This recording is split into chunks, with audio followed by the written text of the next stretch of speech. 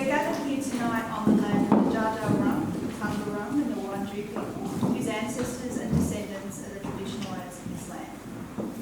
I acknowledge their living culture, their unique role in the life of this region, and pay my respects to their elders, past, present and emerging. To open the celebration of our amazing graduate this evening, I decided to jump in medias res, right into the middle of the action, as the Iliad does, because if it's good enough for Homer, who am I to argue? So, the scene I would invite you to imagine, it's the middle of the WOMAD Music Festival. It's bright, vibrant, it's pulsing with wild exuberance.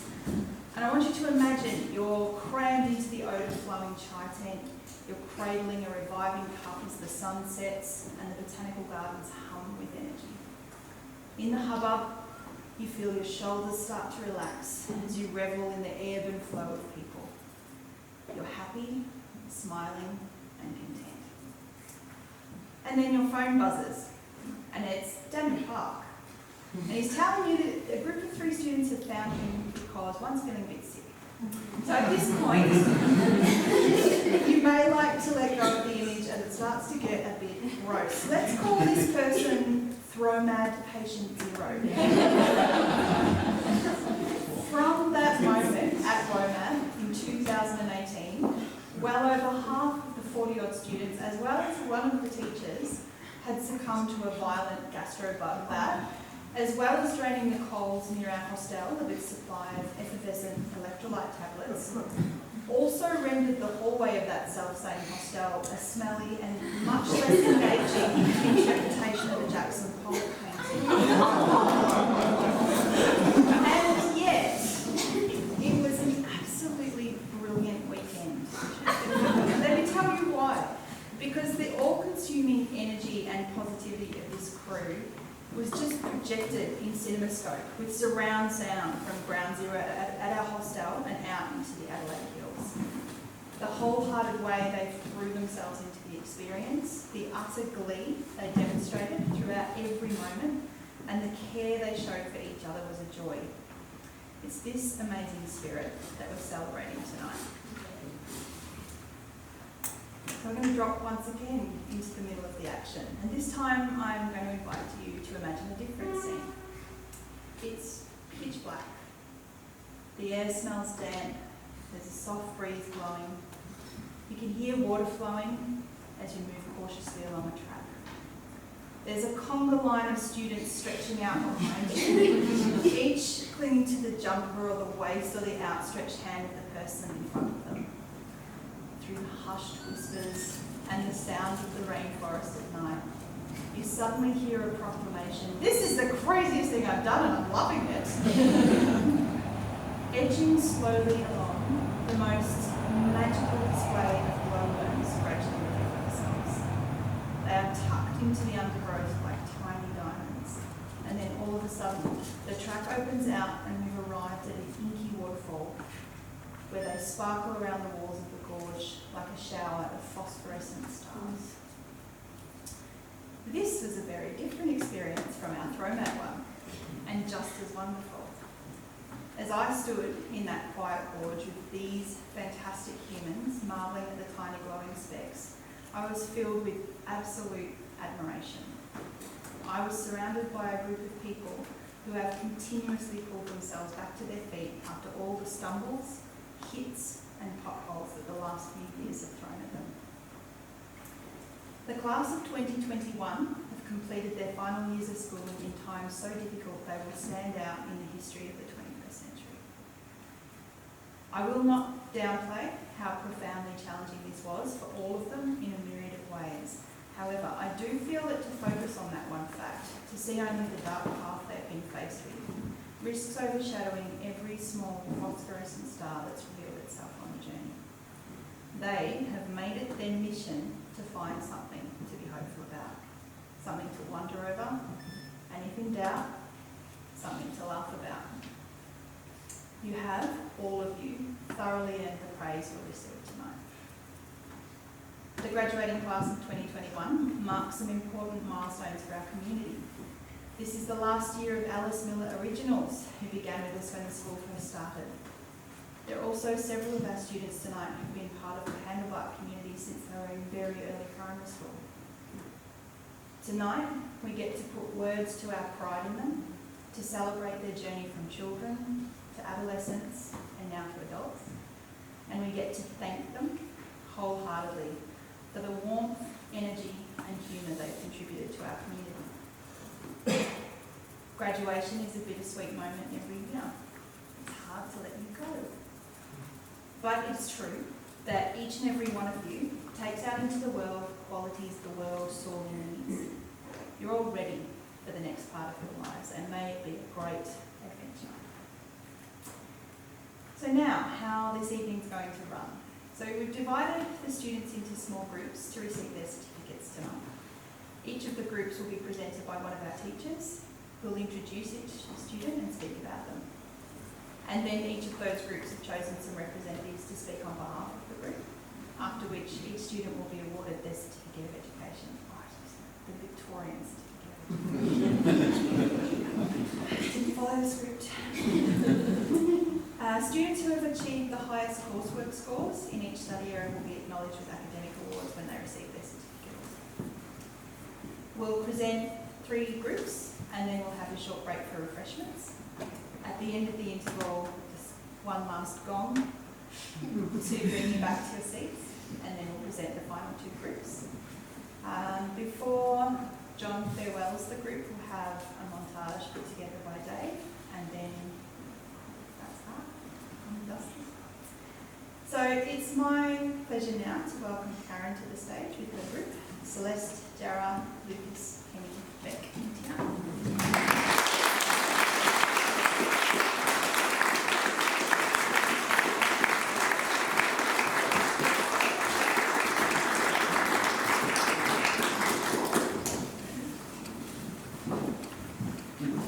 First student I'd like to speak about tonight, Celeste, please. Is Celeste. I quite enjoy seeing small children engage in mischievous behaviour, particularly when no harm is being done. Celeste de Silva's first truly naughty moment at school was on a sleepover in prep. Twice today, this story. She was caught dancing wildly but silently well after lights out. The best part of the story is that Sarita, who was Celeste's prep teacher, had tried to catch her 3 times, only to find her sleeping like a peaceful little cherub. Sarita tells the story with such joy, the kind of happiness you can't help but feel when kids are looking for adventure. Celeste engages in the kind of naughtiness that you want to immediately excuse because she's having so much fun. At 18 years of age, she hasn't grown out of it. In fact, I think she's grown into it. Celeste operates in a state of constant but honest rebellion. If you suggest to Celeste that there might be a limitation, a restriction, a rule, or even something as loose as a guideline, she responds with, "Surely, Karen."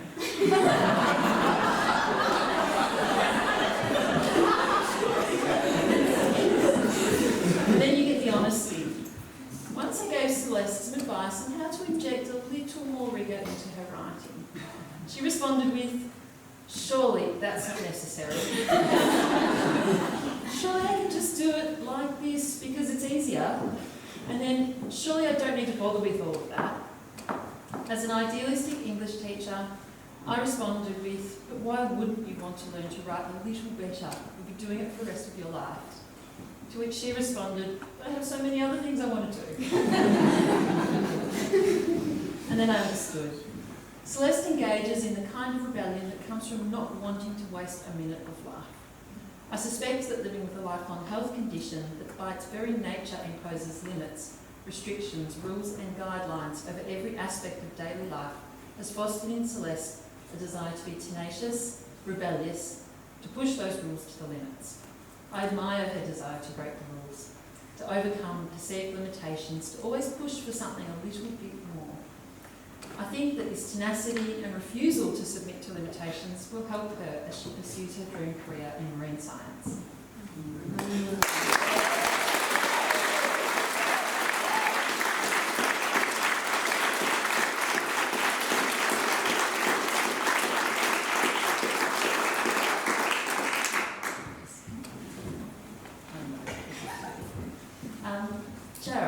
Mark asked me to commence this speech by describing your parents as young and cool. Since this speech is about... I'm not going to do that. I can't remember if we first bonded over videos of my cat or our mutual love of the Gilmore Girls, but I'm deeply tempted to present this entire speech in true Lorelei and Rory fashion, a whole lot of witty inside jokes that no one understands and no one else can keep up with. It feels like it would be a fitting tribute, as this is the way we have communicated with each other all year. I've often reflected on how I went from barely knowing you to knowing you well enough to basically speak our own language. And I suspect it comes down to one moment. I showed you a TikTok of my cat, and you praised it effusively and genuinely. You said, "Why isn't this one viral? That's the best thing I've ever seen." That might be hyperbolic, but you were so genuinely enthusiastic. Your very best quality is the way you unreservedly celebrate and champion the things your friends create. So many times this year I walked into the sunroom to hear you shouting, "Oh my God, have you seen this? This is amazing, look at this." It might have been someone else's essay, their art, their lunch. Whatever it was, you were ready to make sure they knew how awesome you thought they were. But there is another quality that stands out to me, your very well-honed sense of perspective. You approach almost every situation with an understanding that you do not and never will have the full picture. You think through each situation carefully, you seek more information. You're not afraid to go against the crowd when this sense of perspective tells you that you might need to speak up. But then you think carefully about how to do this without alienating people. I hope as you move into adulthood, you can continue to have this impact on people, celebrating, validating and challenging their perspectives. Jara's always talked about studying psychology after school. I think that if she pursues this path, her capacity to connect with people and gently challenge the way they think will allow her to help them heal. She could equally use her voice and her creative capacities to impart her unique perspectives to the world.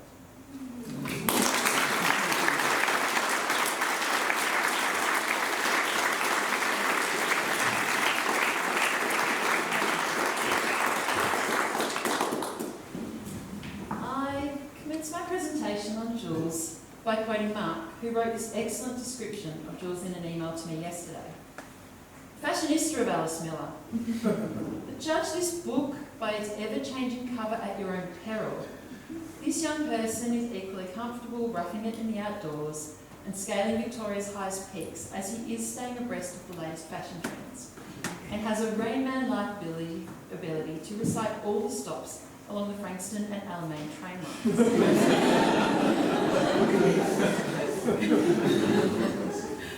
Fiercely loyal to his friends, Jules will never mince words when discussing any matter, preferring quality over quantity.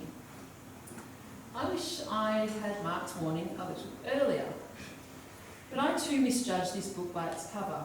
Before I knew Jules well, I knew he was TikTok famous. Fellow Alice Miller teacher Donna had showed me his TikToks like a proud mum. They were creative and funny and absolutely outrageous. I remember thinking that this was more than a young person with a knack for making funny content. It was a sharp mind at work. He had an extraordinary amount of followers. I was impressed with his reach, and I thought that he might be quite entrepreneurial. I assumed he might have a specific gift for comedy or a capacity to identify and tap into the zeitgeist. After teaching Jules this year, I've learned that he is quite good at whatever he decides to do. Right at the moment that he decides he wants to be good at it. Jules will stare at you intently while you teach.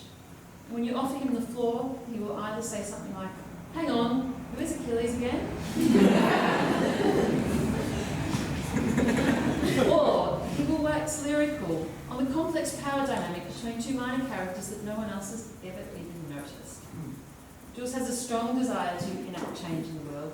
If he sees a problem, he must remedy it immediately. He will go to extraordinary lengths to champion his cause. If you have a battle to fight, you want Jules in your corner. Jules has spoken to me about pursuing careers in well-being, psychology, skincare product development.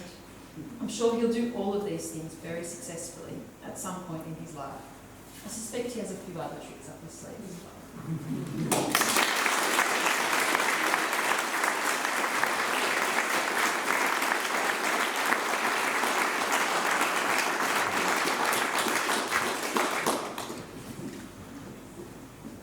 Although Penny's time with us at Alice Miller has been quite short, her standout quality is a killer survival instinct.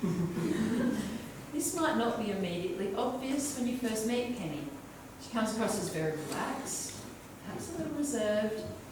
I was initially mistaken in thinking she might be a little fragile. Penny joined our school in 2020, right in the middle of a lockdown. Her first day at our school was spent in her bedroom. She had to log into all her classes and meet her teachers and peers via video call, a daunting prospect for anyone. As the year rolled on, and we finally returned to school, we got to meet Penny face to face. I was quite surprised at how quickly she integrated into the year level. I will say, they are the most delightful group of young people, but after a day or two, Penny seemed like she had known them for years. Perhaps it's because, as Mark says, she is a master of the accidental overshare, whereas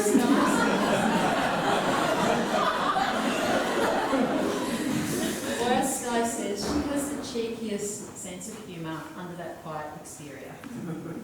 Penny has the capacity to push through incredibly challenging situations. When stuck in the never-ending lockdowns of 2021, while most of her friends experienced relative freedom, Penny put on the most spectacular visual displays through her Zoom camera. We were treated to fairy lights, goodies, beautiful plants, spectacular hair and makeup. Many days during this year, I looked forward to seeing Penny in class and swapping stories of how we were keeping ourselves sane while we were stuck in lockdown and everyone else was free. I'm glad she figured out a way to stay sane, because the rules of 2021 were particularly unfair on Penny, who spent more time isolated from her classmates than any other student.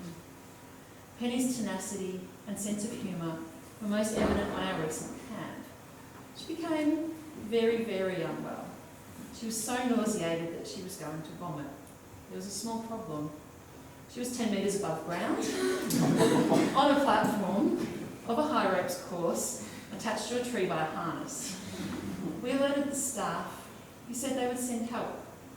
I expected Penny would remain on the platform until they could get to her. Nope. She vomited off the side.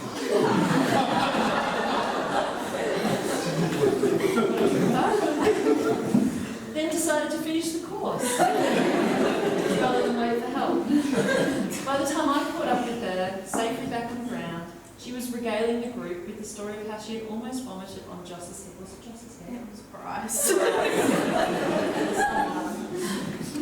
Then she had a little rest and got back to having fun on the high ropes and zip lines. Penny, I wish you the best of luck in your future endeavours. With your killer survival instinct, I know you will have great success.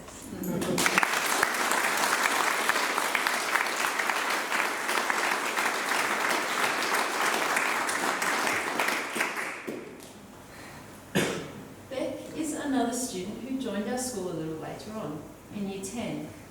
She was very quiet initially. This was not to last long. As the term marched on, Beck's personality emerged. I think we can best understand the unique energy Beck brings to any situation by the story of Beck in the bathtub. It's the last day of term and the whole school is playing humans versus zombies. Every time I crossed paths with a student, they said, "The Year 10s are looking for you." Tom Whiteman turned up, looking quite panicked, and said, "Beck really needs you at the dam right now." Like most teachers who hear water plus student plus urgency, I panic and run. When I get to the dam, Beck is sitting in a bathtub. And the bathtub is floating in the middle of the dam. Beck is waving like a queen and shouting, "Look, Karen, I knew you would love this." I'm in the dam and no one can shoot me here. I dragged him all the way from the gym. She's right. I did love it. It was whimsical, spectacular, hilarious. It was just Beck. Beck in the Bathtub became a graphic novel. It was also turned into an illustration on my classroom window. It became a piece of school folklore. But Beck's zany antics extended beyond bathtubs and dams. Once she bought me a pineapple lettuce and tomato sandwich from the cafe in honour of a joke from our English class to help me celebrate my birthday. When I commented that the combo looked really gross, she decided she was hungry and she ate my birthday present. She spent most of year 11 trying to distract me through the windows while I was teaching other classes. She scares me for fun. She has no sense of personal space. But Beck is far more than a zany, outlandish, creative type. Beck cares deeply for her friends. She makes enormous personal sacrifices to care for them when they are struggling. Beck is a very talented dancer who has trained really hard but never seeks to draw attention to her abilities and talents. She has been accepted into multiple high-profile dance schools and I expect that she will be very famous one day. I hope so, because the whole world deserves to be exposed to that infectious Beck energy.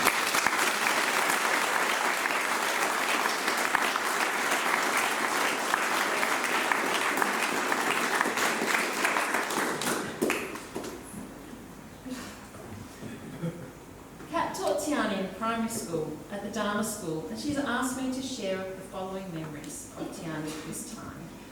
Kat says she has beautiful memories of Tiani from about grade 3 upwards. First time she saw her, she was playing violin, and it is an image that has remained in Kat's memory ever since. She remembers Tiani as a kind and considerate child, someone who was always very understanding and empathetic towards those around her, often the first to notice that someone was distressed and to comfort them. Kat's resounding memory of Tiani is as an amazing big sister, not only to her siblings, but to everyone who is lucky enough to call Tiani a friend. Despite being asked to shoulder responsibilities well beyond her years, Tiani looked out for others, nurtured others. In her years at Alice Miller, Tiani has continued to display the same qualities.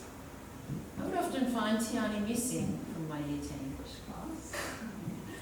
And when I questioned her about this, it was usually because she was comforting a distressed friend.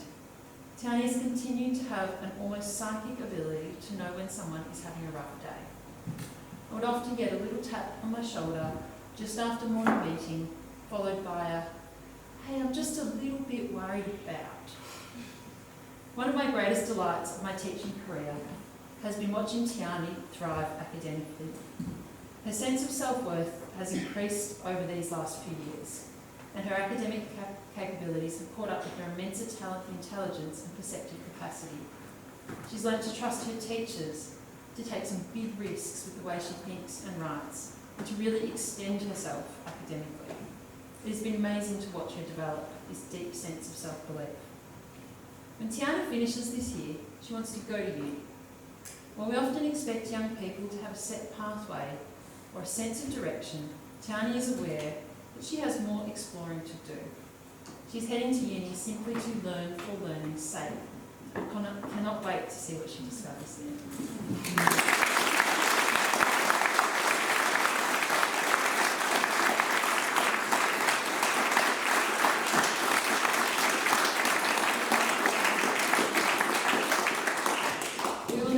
These students their Victorian Certificate of Education. Please hold your applause until all the students have received their certificate. Celeste De Silva.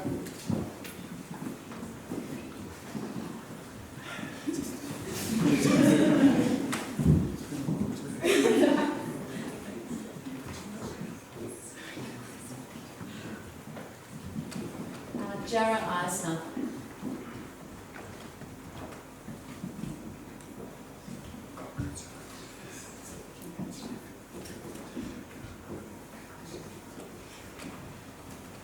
Jules Ryan.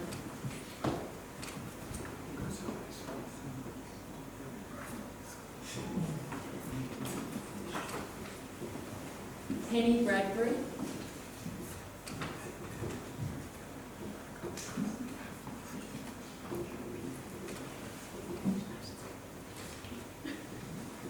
Rebecca Thomas.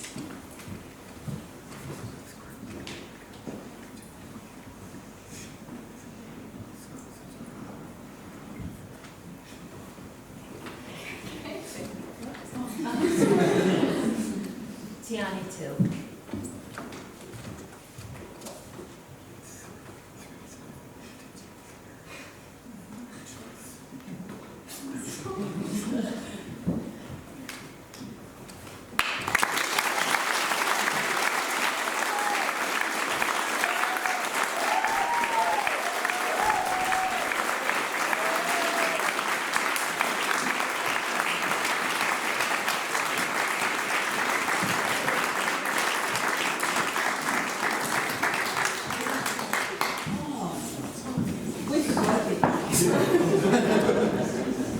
I was going to show everyone else how to do this, and I missed a step. I need to invite the student speakers to the microphone. Celeste, please.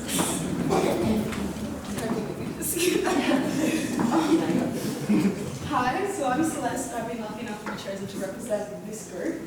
And I think over the long discussions we've had about what we wanted to talk about, we discussed that we'd like to acknowledge how much the teachers have done for us and the effort they're putting into making this year and all the years as comfortable as can be. And of course, including Veronica for her amazing food every day, Bob and John for their daily banter and jokes. It has been nothing short of a miracle to make it out of high school during a pandemic, and we owe it all to the staff that supported us. Over the years, our teachers have facilitated a multitude of growth and learning opportunities. They have supplied safe spaces to make mistakes, cry, laugh, and experience new things we otherwise never would have encountered. From tears of laughter being encountered during psychology lessons about ridiculous phobias, to experiencing glowworms that appeared like a galaxy around you. Not to mention the 6-week trip that I don't think any of us will ever forget. Karen, through her ample help, is turned into a friend for many of us, guiding us through tough social situations and stressful uni applications. Karen, you've been so supportive to this chaotic group of soccer freaks, and we couldn't be more thankful. And for Sarita, who has been there for us through it all, from my prep teacher, who read to me by the creek with cupcakes at 6 years old, to an amazing principal who has supported me in my passions, you have expertly guided us to the finish line. And despite how loud and deranged our cohort is, we couldn't have asked for a better group of friends who are unapologetically themselves. Thank you for all the people at Alice Miller that make every day spontaneous and worthwhile. It is you that have made this year incredible. So without further ado, congratulations, class of 2012.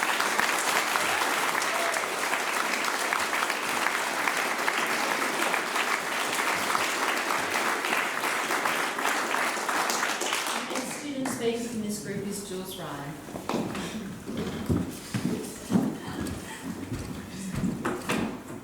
Hello everybody, I'm Jules and I'll be speaking on behalf of our group as well. So the last few years have no doubt been challenging and filled with unprecedented times, but luckily we've had so many amazing memories to make it worthwhile. Alice Miller has given us so many great opportunities, such as the memorable camps so many of us have experienced. Those who did the Overland this year, such as myself and Beck, could all agree that this trip is one to remember. We hiked so many mountains, and thank you Amy for the morning yoga sessions which were great for our backs, and thank you Bettina for your amazing positivity and your joyous elephant song. Such a determined, powerful and inspirational, comforting person, helpful to all. There have been many outdoor experiences that we shall never forget, including the occasional bathtub voyage over the dam, which Karen touched on before, and now will remain forever shipwrecked below in the dam.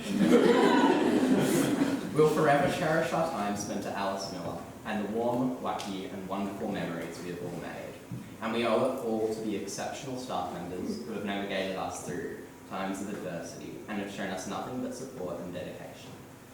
And another massive congratulations to the class of 2021 for completing high school, and a huge thank you to all the staff members who got us through it. Thanks.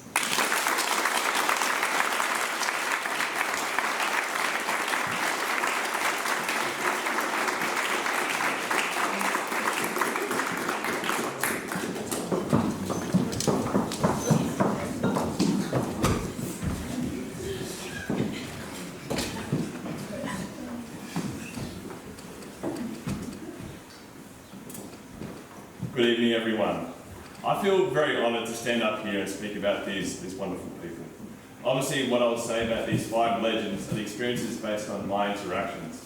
but I know that these amazing individuals and the entire year level are loved and respected by all the staff and students at Candlebark and Alice Miller, and we are so proud of you all. Before I begin, I want to do a quick list of words that remind me so fondly of this year level. Soccer, soccer, soccer. Down ball, loud, laughter, French truck stop, Papa Stone, rearview mirror, epic car sing-alongs, looking for the Eiffel Tower from the Eiffel Tower. Clothes and French and Spanish special days. Busy.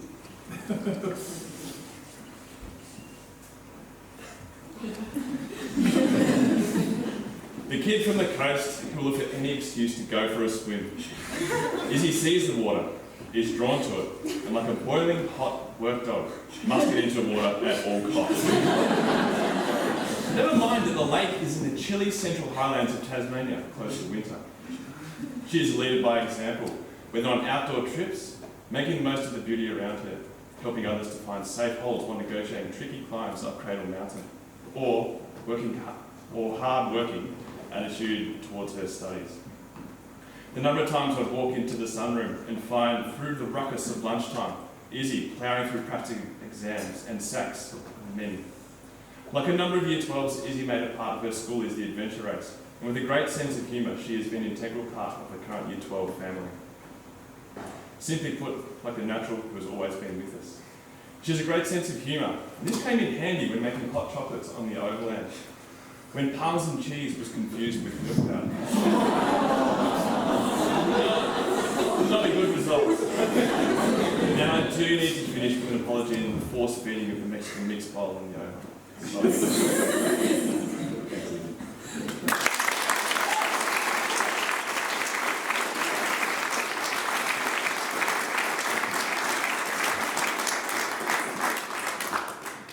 If Alice Miller had a poster child,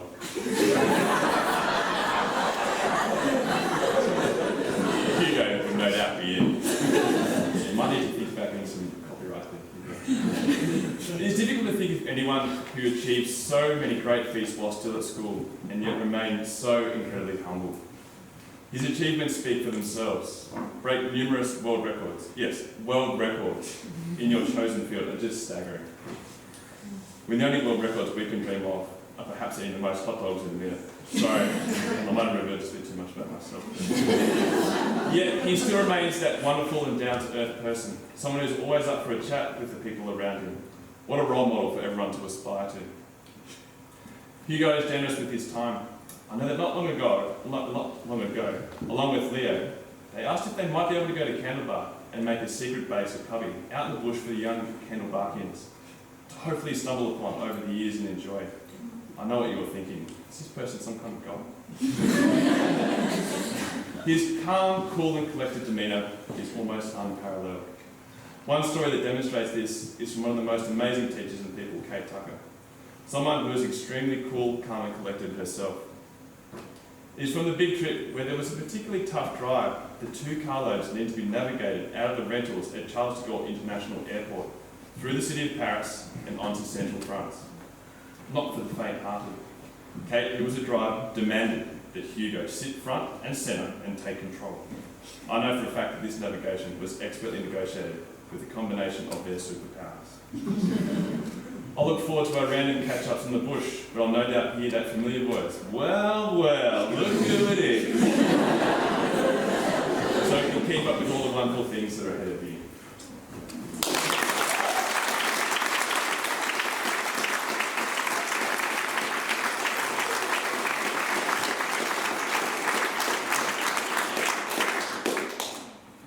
There's nothing quite like an Ari smile. In fact, it's probably there right now. Ari is always all in, and one of the most genuine around. The ultimate in hard work. It doesn't matter the difficulties or challenges. Ari gives it a laugh and goes about whatever it is, and looks to conquer it. This doesn't just apply to herself. Her positive nature wants the best for everyone, and it is lovely to see. I know this because of all her hard work getting the seniors girls cricket team together to compete in an inter-school competition. She was organising one-on-one help in the gym to members of the team who needed a little more practice to soar above and beyond. As with Izzy, Hugo, Blake and Fred, Ari could have just as easily gone out partying and celebrating after exams, but chose to keep on with the Alice Miller Canterbuck theme and took part in the adventure race. Ari will never say a bad word about anyone and is a peacekeeper.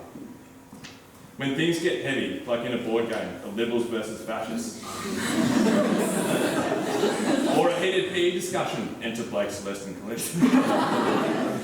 Ari is always there to calm the air. So much so that now we have a drawing of Ari in the gym classroom. And when things get a little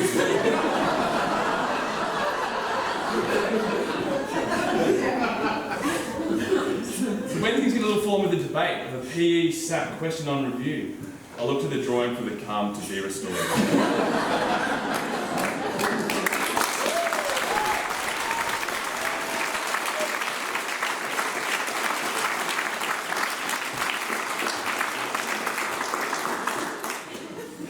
An incredible appetite.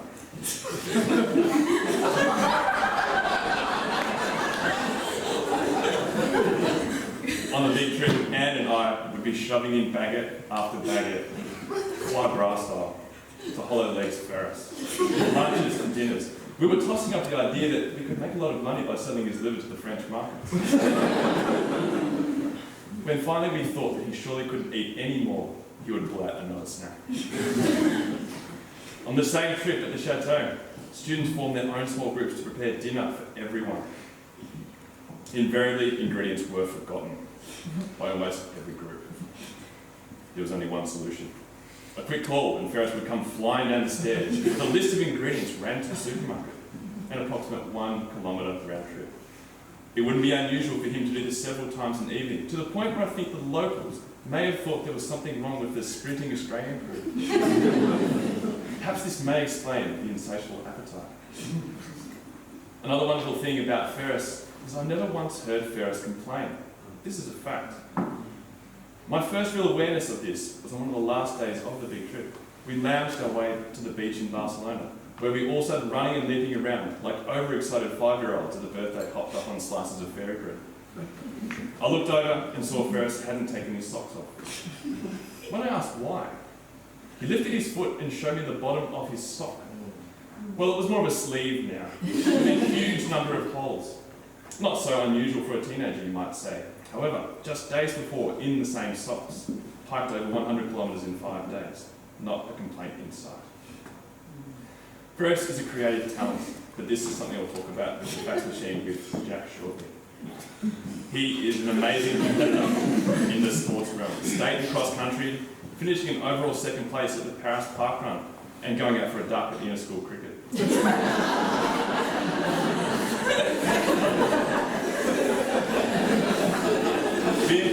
The impressive thing is that he has found the ability to combine this competitiveness with wonderful sportsmanship. Something a number of sports coordinators from other schools have singled Ferris out as being by observing his positive attitude and infectious spirit.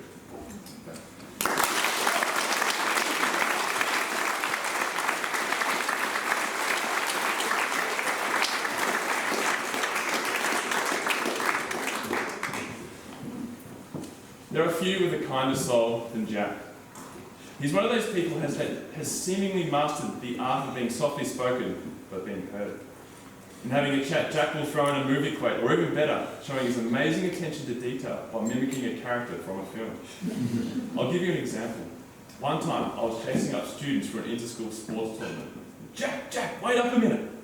For those who remember the Tarantino film Inglourious Basterds, Jack perfectly replicated the action from a frightening scene in character. And simply meant stop and do what you are told. Poking fun at my urgency without saying a word. The fax machine, along with Ferris, Max, Lily and Renier, showed us all their creative, unique and original talent. With an inner drive to do well, the crew progressed to receiving an invite to the Adelaide Fringe Festival.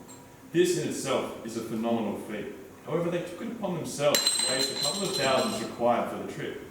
In what better way? But by doing even more performances. By all accounts, they did themselves proud. For those who were present, we also mustn't forget the heart-wrenching song performed by the fax machine with vocals from Jack that farewell renewed. His generous and warm personality have always shone through. Going around trips, he would invariably be one of the first up in the morning, working on his writing or his diary. And no matter how into something he was, he would always offer to come and help with, say, something like the grocery shopping. Although I think it was more that he wanted to watch me fumble my way through exchanges in French. But I think I'll give him the benefit of the doubt. Jack is someone who always involves themselves in all that the school has on offer by going on as many sports days and optional trips as possible.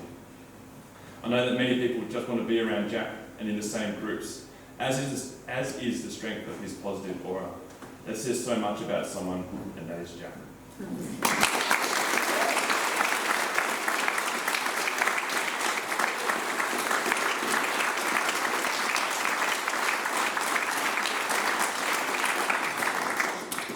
We will now award these students their Victorian Certificate of Education.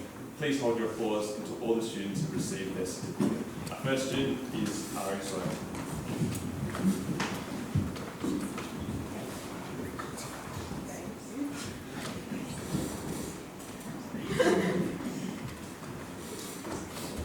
The next student is Ferris Joyce.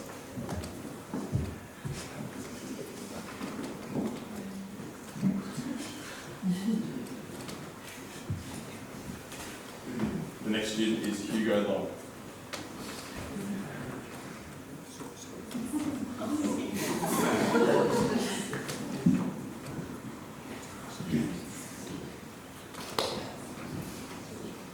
The next student is Izzy Warren. Izzy Warren has also won the Academic Prize for Mathematics.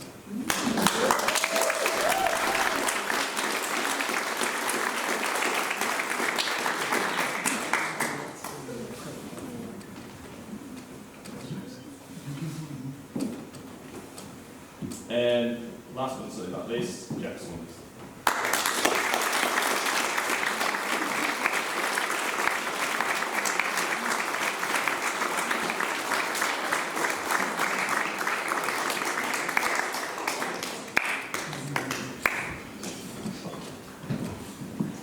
I'd now like to invite the first speaker for these guys, and it is Ferris.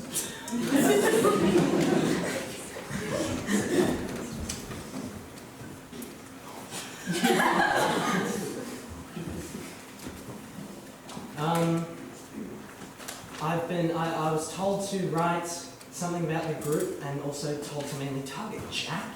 So the first time I met Jack was in the computer lab, and Max and I were discussing the performance lip sync battle, and Jack overheard us and said, "Oh, can I join?" And and I was like, "Oh, he's this kid." So we said, "Yeah, you can go on the computer and press the play button." But now I know that I was actually completely wrong. Jack is the person that takes takes advantage of any opportunity. There are countless occasions where I'm at school and I ask, "Hey, where's Jack? We're playing soccer in the cage," and someone says, "Oh, he's on camp for a week." Why? Because Jack's the sort of person that just goes with it. Everything that comes towards him, he takes. But I can't leave out the other four people. Ari,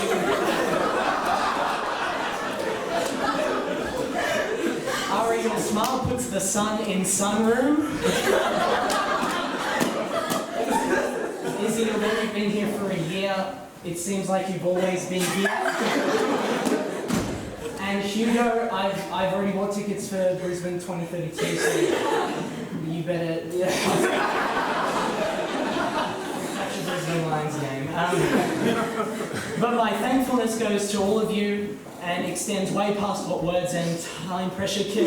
So I'll tie this whole thing up by saying that having the company of everyone here gives me the greatest privilege obtainable, being surrounded by people who provide me care, guidance and inspiration. I hold dear every moment as each one of you has shaped the person I am now, and I love myself.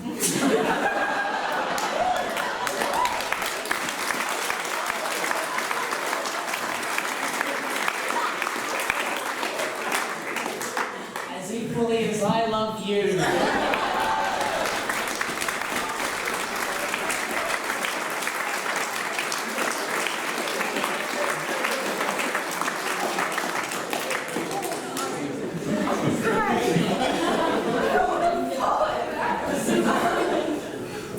Well, I was going to go aim more at the teachers. So first of all, I love every single one of these teachers, and they have been the most incredible people. But I can't thank every one of you. But I want to say, very particularly, I've got a really close relationship with Karen and Bettina. And Bettina, I have a New Year's resolution for you on behalf of the group. I think, of all of us actually, I think it's a really good idea. It doesn't have to be every night, but 3 nights a week, you have to go to bed before 11:30. It's just. And Karen, for supporting me and many other dyslexics around the place. And you're not only supporting us that way, but as a friend as well. And thanks for supporting me through this year when I've been sick. Oh yes, and music has shaped us immensely. Particularly me and Hugo, we've been here for a really long time. And oh yes, it's definitely who we are. And same with music. So I want to take that all the way back to Canberra, and that's Sam, that's Kate, that's Taryn, who does the music program, who's done amazing things. So I just wanted to really mention that. And our school community, the way that we interact, we're a really big family. And I'm a pretty big family, but this is a really big family. And then in a smaller group, our group, our year level, we are close and we are kind and we are caring people. And I'm so happy and glad to be a part of this group and to call you all my friends, and I call each one of you my friends. And I'm so grateful for you all.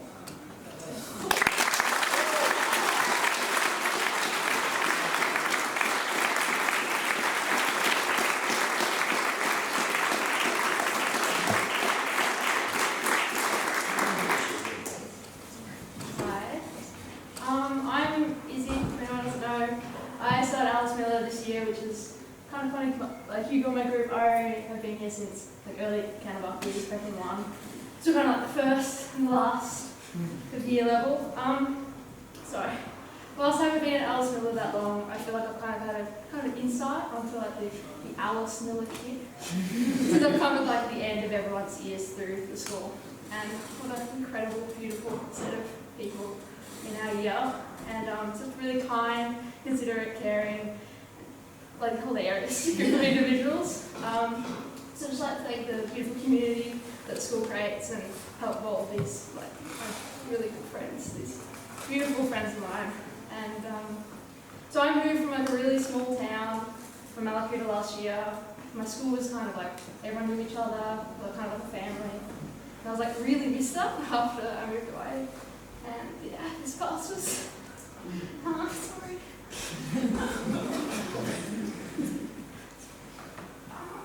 Yeah, you just were really good.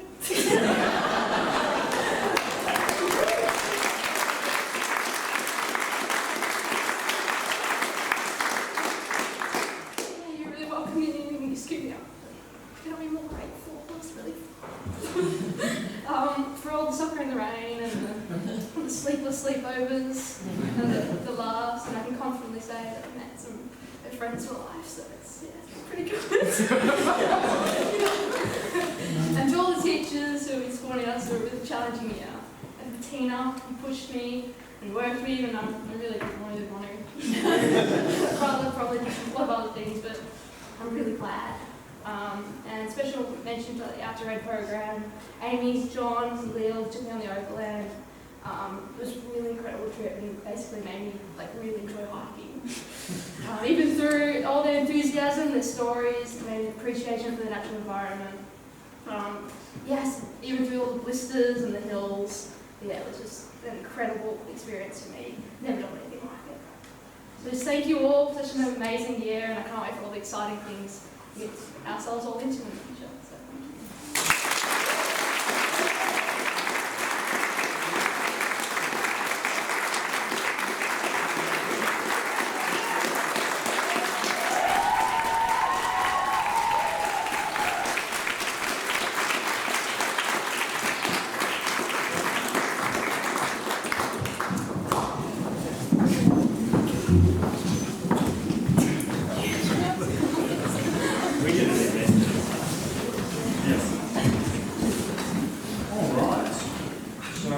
actually going to run this the way John just did it, because I like that order better than... Sorry, Karen.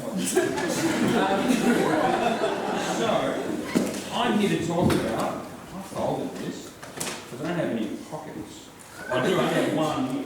So, we have Jasper, we have Kalim, we have Joss, and we have Bryce, and sadly, Zari Scott Schroeder can't be with us tonight, so I'm going to talk about her anyway, which seems rude now that I've said it, but I'm going to do it. And we will have Jara accepting her Victorian Certificate of Education on her behalf shortly. So, let's start with, let's start with the first one.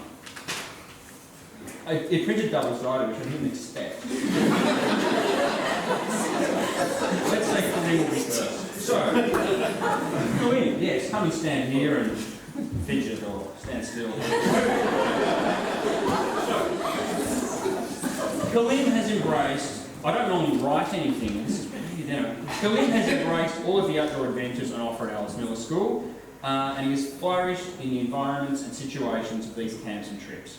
He hiked the Overland Track in Year 7, the Victorian Alps in Year 8, Larapinta in Year 9, as well as multiple snow camps and other hikes over the years. Kalim comes into his own in the wilderness. His determination, excitable nature, endless energy are valuable assets to himself and to all others around him. Kalim's sense of humour, that was a paragraph there, Kalim's sense of humour and comic timing are impeccable. He's made many comedic films in media class, peppered with hilarious deadpan one-liners. Yeah, a lot of these are very, very funny. It's on YouTube. The classroom may not be Kalim's natural habitat. However, the classroom is an inherently artificial habitat of that. So that's fine. Now, I've never doubted Kalim's potential to apply himself with commitment and perseverance. Several years ago, he videoed himself flipping his phone 1,000 times in a row. That video went on to be featured in another video by a minor YouTube celebrity. I'm pleased to say that Kalim's growth and progress witnessed here at Alice Miller, not here, but at Alice Miller School, is proof that he's able to apply these qualities to tasks that involve delayed gratification and/or might not be quite as exciting as flipping your phone 1,000 times. Good on you, Kalim.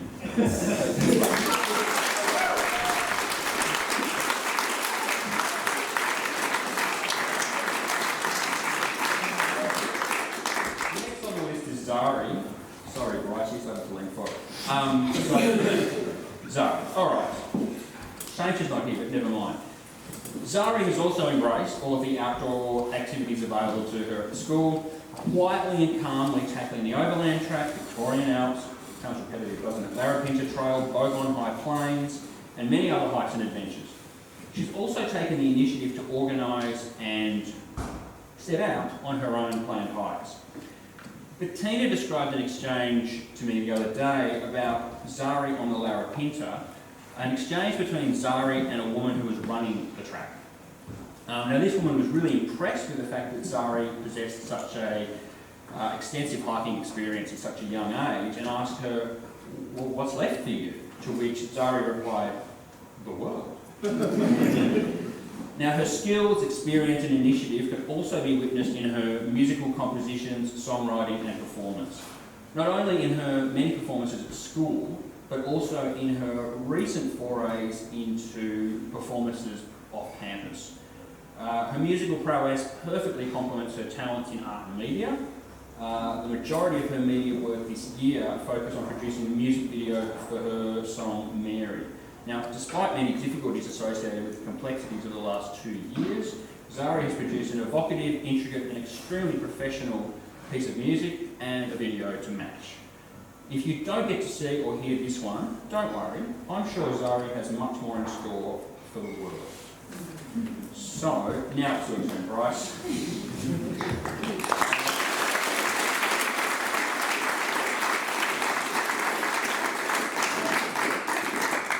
So, Bryce has, at least for as long as he's been at this school, he's had a singular focus.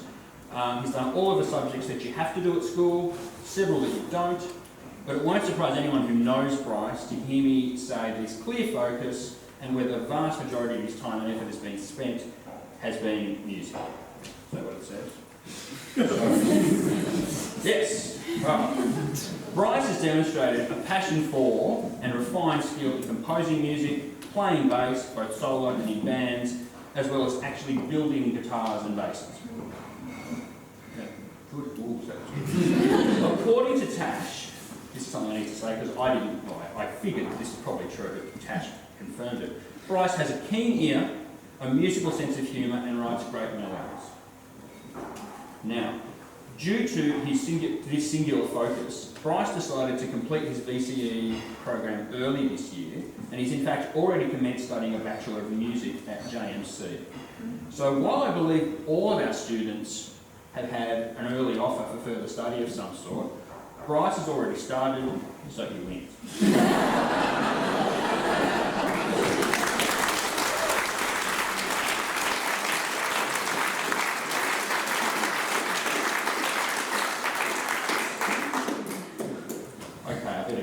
Jasper, come and stand up here for me, please. Alright, now Jasper's not been at Alice Miller School all that long, but it feels as though he has. And that's a good thing. Jasper has a strong personality and has become part of Alice Miller School, changing the place through his presence here, and making the place seem incomplete without him. One of the refreshing things about Alice Miller School is that no one assimilates to the standard, everyone broadens the standard by becoming a part of it. I think I need a new prescription. Jasper is no exception, and as well as broadening and developing the culture of the school, he has also grown in himself during this time. He's funny. He is still the same young man, firm in his beliefs and headstrong, but he's now socially relaxed, easy to talk to and get to know. And knowing him, I can honestly say that he's not just intelligent, full of opinions and strong-willed, he's also thoughtful, friendly, and someone whose company is easily enjoyed. I also feel it needs to be said that Jasper has undergone a fashion revolution over the last 18 months. I recall when he first started, him slouching around the place in nondescript tracksuit pants and wind cheaters. There's nothing wrong with dressing that way, he just doesn't do it anymore. Now it's turtlenecks, stylish shoes and trousers and leather jackets. A singular look at Alice Miller, and when paired with his opaque black contact lenses, a truly original one. It's also a look I personally believe Jasper can genuinely carry off.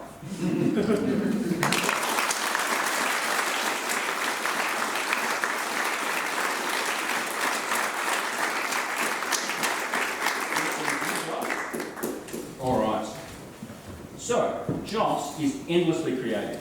During his time here, he has gravitated to subjects such as art, drama and media, never reticent about putting himself forward. He was an instrumental part of the Year 8 interactive drama project Maze of Emotions as part of the 2017 Village Festival. He also performed stand-up comedy as part of Class Plans. He's also been a constant fixture of motion media and more recently VCE media over the last 5 years. Joss has been involved in producing his own films, scripts and animations, as well as countless collaborative projects. He was involved with the ambitious Windfalls project, a film loosely based on the Tomorrow series. The author's name escapes me.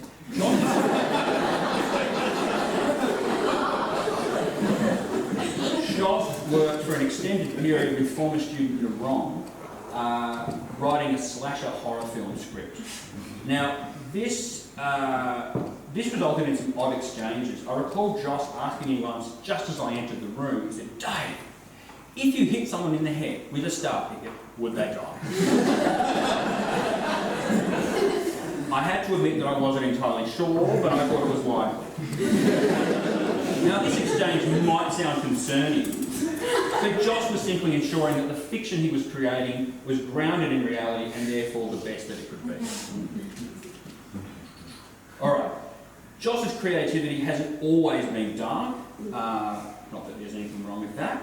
This year's continued to develop skills, demonstrated impressive abilities, he's continued to develop his skills and demonstrated impressive abilities in regards to drawing and caricature, as well as developing skills in animation. through a charming, quirky project based loosely on day-to-day experiences of his grandparents. I know that Joss will continue to produce interesting, imaginative and amusing creations. I look forward to discovering them along with the rest of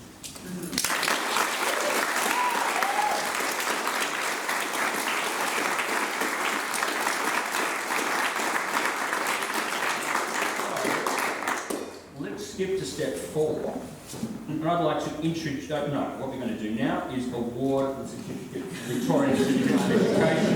And then we'll go back to step 3 because I think it worked really well in John. Our first student is Bryce Meadows.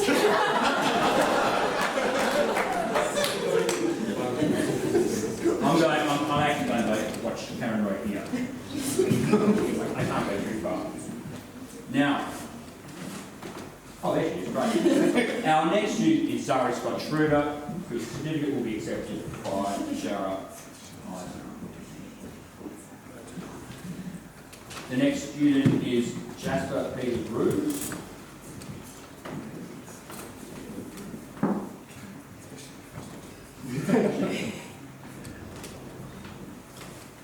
Our next student will be Kalim Elakumi.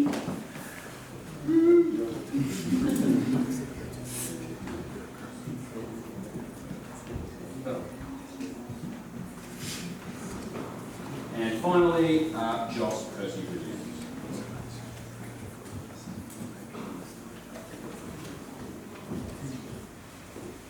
All right, now I'd like to ask the first of our student speakers to come up and address us all, starting with Colleen.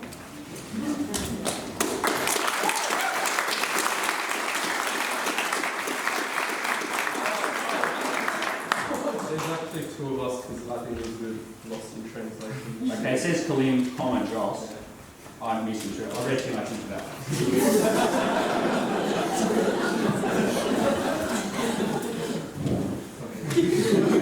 We're one speech for 2 people. Back when most of us were wee little year 9s, venturing off into the unknown region outside of Australia, a little place called France, specifically the town of Argentine, we went on a journey through the wilderness, having experiences such as climbing, hiking, sightseeing, and most importantly, a canoe down a river.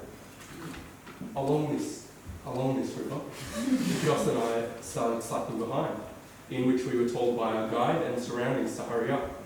But to us, the point of the road was not to get there the quickest, but to enjoy the scenery. As everyone had gone ahead, we tried to catch up. I stood up and was trying to paddle faster, but with fatigue was unable to keep the speed up and fell into the river.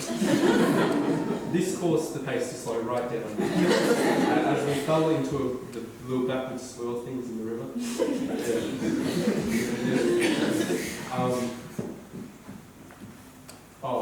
In which it was going much slower. And it carried us along.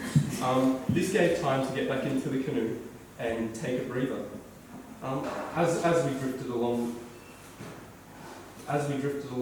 watching the backs of the others get smaller, the wind picked up, assisting the freshly crisp leaves at the end of autumn to cascade down the beach and gently lay on the river, in which they followed us down the water as miniature boats like our own. It was majestic.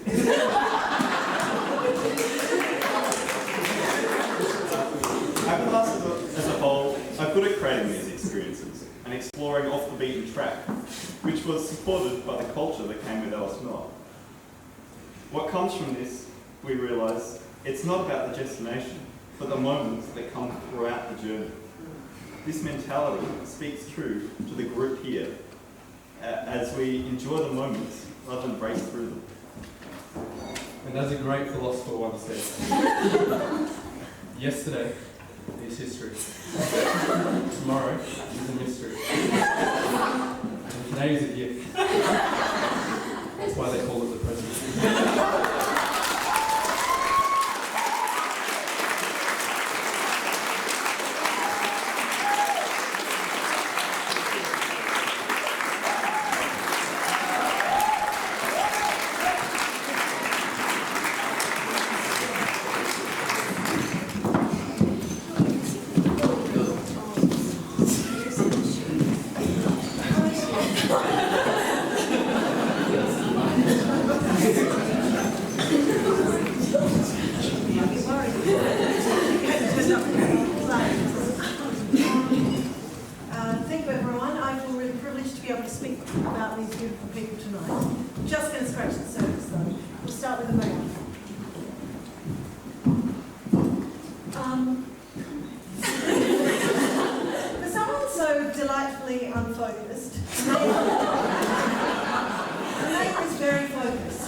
She finds the world both hilarious, evidenced by the peals of laughter she emits during class, and a very serious matter. She is flighty and grounded, spontaneous yet consistent, occasionally forgetful, but unquestionably reliable. Her love of the land and competence within it is intimidating. When we were on the right camp, years and years ago, which is the coalface of the Australian wilderness, I gave her a 6-person tent and said, you might need Bear Grylls or someone to help me put it up. By the time I finished my sentence, Amelia and her friends had already put it up. Since then, she's rock climbed in the Grampians, hiked with Aravita, Cradle Mountain, the Ocean Road, and Europe, and got an award in environmental science for her knowledge of and passion for the natural world. Her concern for the planet was put to good use in drama when she played a climate change denier who kidnapped Greta Thunberg. She then used her higher order thinking skills to interpret Julius Caesar through the critical lens of a post-colonial Labour leadership spill in the style of clown. She performed this to an audience of elderly people outside the window during COVID with incredible generosity of spirit. This year she showed extraordinary intelligence and emotional courage in an ensemble that went to the dark side of Nazi occupation. Her final monologue by a character who was about to facing execution the following morning had me in tears. Finally, for our doomed film, she channeled the great J.K. Rowling on a train before she was rich and famous, which takes an imaginative leap. And with her clean British accent and young mother's fatigue, she was eerily believable. Amelia's compassion, intelligence, integrity, and love of adventure will take her very far, and I look forward to hearing all about it.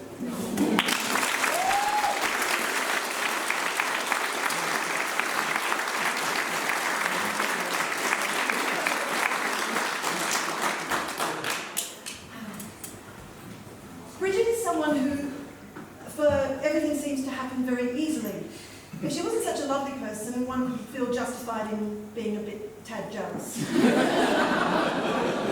But having worked with Bridget since year 7, I'm very aware of how hard she works. Being her theatre studies teacher this year was just an absolute joy. She took on the incongruities of the study design and triumphed. Her writing was exemplary and she won the Theatre Studies Award. However, it was her performance in What Rhymes with Cars and Girls that really showed the fruits of her labour.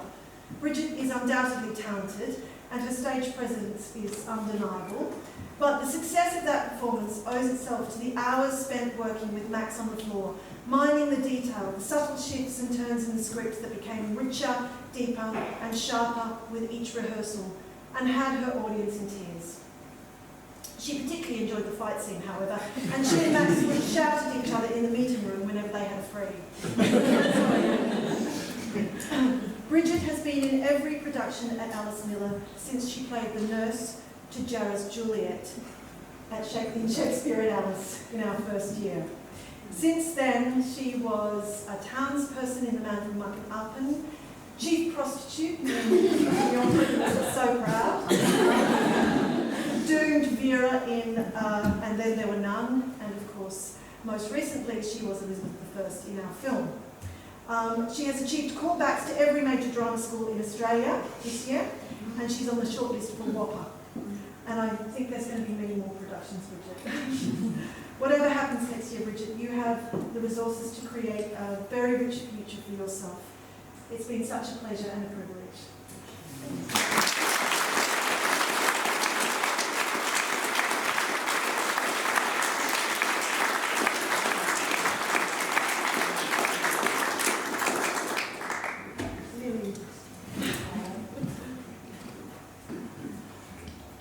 In years to come, when I think back on Lily Overton, I will remember a young person who made my life very easy. Coordinating a film shoot during a pandemic is testing. Lily was at almost every shoot, and not only did she inhabit the slightly broken, guileless character of George wholeheartedly and with utter charm, she did so with affability and goodwill. She went out of her way to help me, shuffling outside commitments, turning up early in her PJs, which is her costume, lines down and ready to go, chatting to the younger cast, making them feel very much a part of it all. Even on the final shoot day, when I think her body was wanting to be home sleeping off a late post-exam party, she was on board asking what she could do to help with the bump out. I can't tell you how much I appreciated the way you conducted yourself throughout that process, Lily. You are an absolute legend.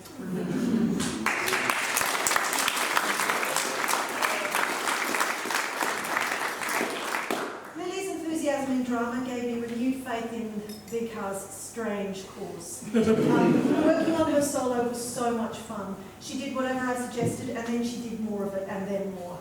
She came up with hilarious characters. I know that she worked hard in her other subjects too, completing no less than 20 practice exams for maths. You've got to be happy with that, Bettina. And I know that she's trekked almost every variety of landscape in Australia with a huge backpack and a smile. Her chutzpah and sense of mischief is going to get her into all sorts of benign trouble in years to come. Driving around Australia in a van with a mayor will result in plenty of stories, and I expect to hear all of them. I wish you all the best.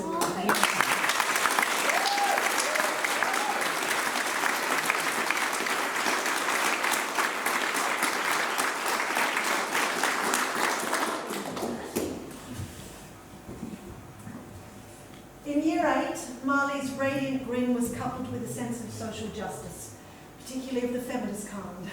This impetus grew into a passion for politics generally, and saw her spend her work experience with Senator Sarah Hanson-Young. On our overseas trip, while the rest of us were amazed at how flaky the croissants are in France, they really are, Marley was anticipating the result of some Australian by-election or other, I can't remember.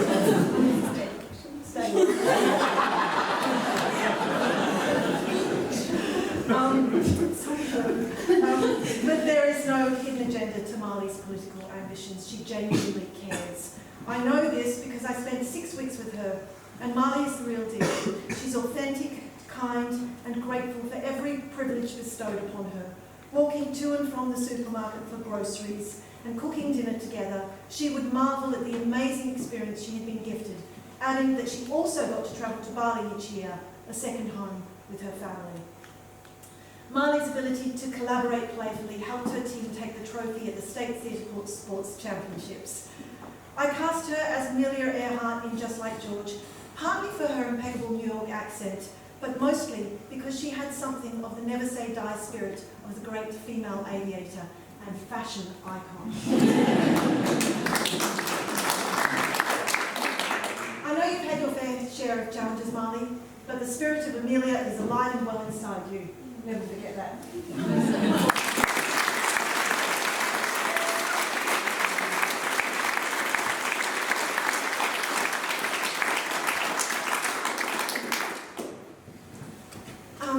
Max loves an audience.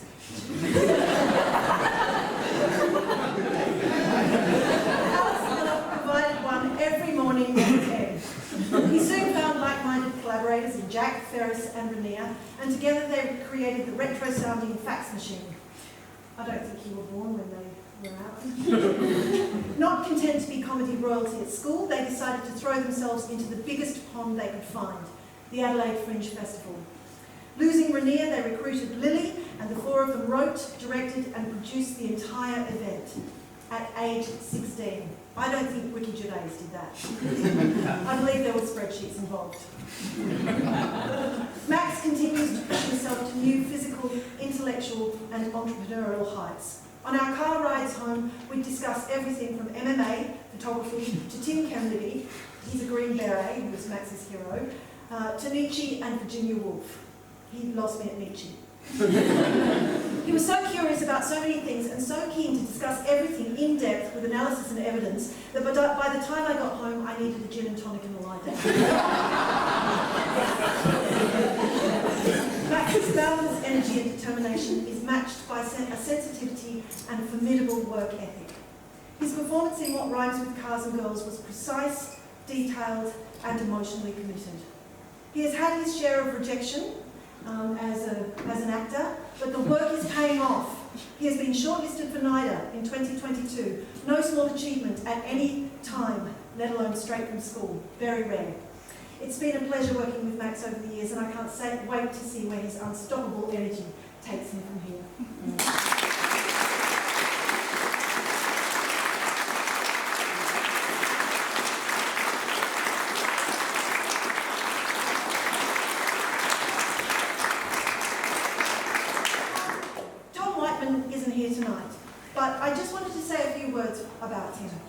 He arrived at Alice Miller, a taciturn and serious young man, but within a few months he was very much a part of the community, entertaining us all at sleepovers and camps with his irreverent sense of humour and single-minded take on life. Travelling through Europe with Tom was a genuine pleasure. Wide-eyed and excitable, he'd tumble in and out of John's van, incredulous, as if he couldn't believe his luck that he was on such an adventure with his mates. He was easy to make fun of, as he'd occasionally trail off with the fairies. John stole my thunder before, but whilst standing on the top of the Eiffel Tower, he looked out across the foggy city and asked, "So where's the Eiffel Tower?"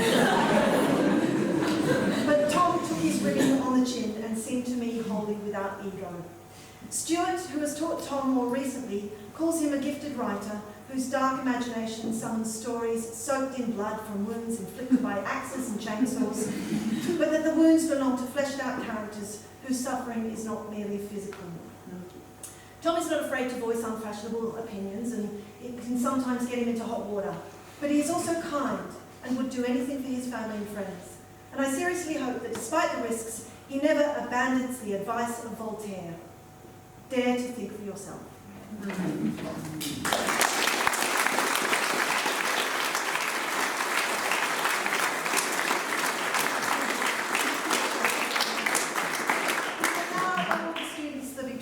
Certificate of Education.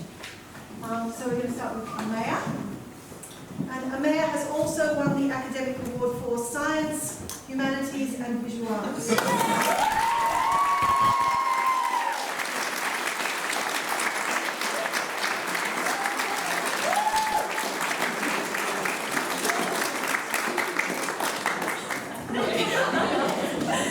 The next student is Bridget.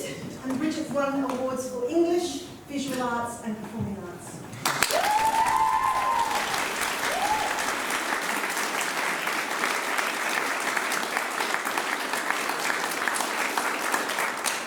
Next is Marley.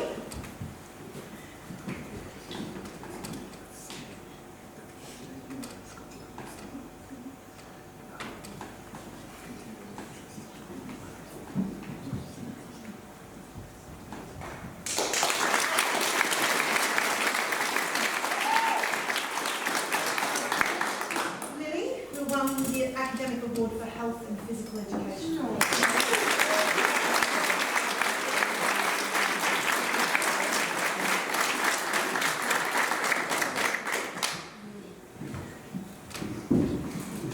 And finally, Max.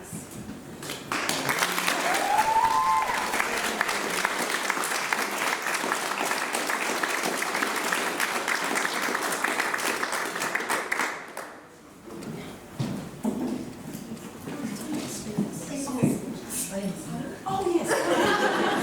I'd like now to, for Max and Mark, to contribute. You want to take it away first? All right.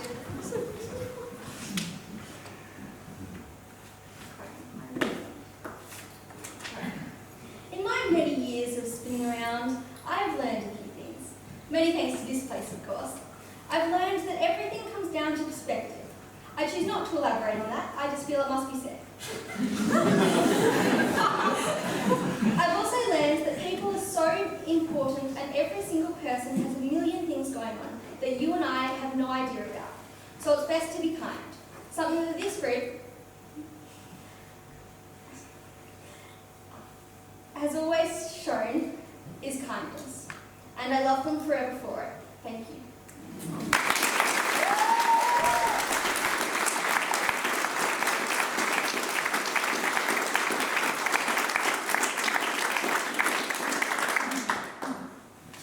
And 2020 has been a transition and change and violent passion and sudden weighted monotony. And all of us have been to dark places this year. I'm certain that most of us can relate. We've been in a dark spot. We wouldn't tell many, and the people that we did tell, we didn't let know that much about. But something remarkable comes out of that. Because for a lot of us, although we're in that lethargic and monotonous and draining headspace, there were very few times that we didn't want to come to school. And the reason for that is not the immaculate BCE curriculum, but it's the people who were there. the friendships that we made, the teachers who worked just as hard or harder than us to keep going. The struggle to just sit down to do work in that headspace, let alone actually work at all, is impossible to explain. It's so much easier and so much better when you're working with people that are so passionate about your betterment. And further, the people outside of the teachers, the community we have is so competitive and loving and strong and willing to share and excited, and that can't ever change. There's nowhere else like this. We have to keep this community together. We have to keep fighting for this because it's so special and unique. Thank you.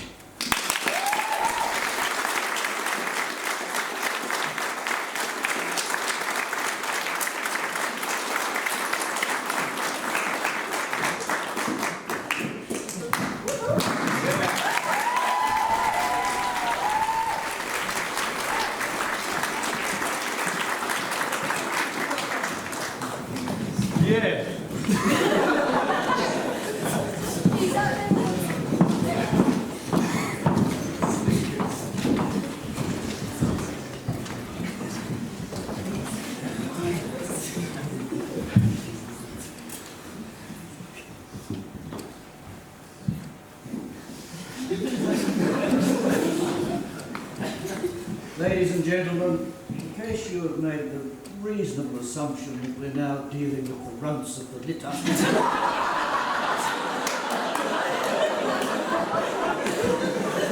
last of the trough of adulation, spare me a moment to suggest a different perspective.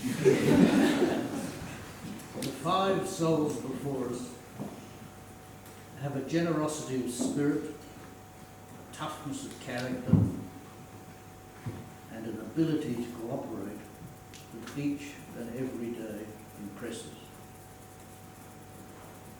As well, they regularly show a capacity for reasoned, critical thought that shines a bright light in that chasm that is modern communication.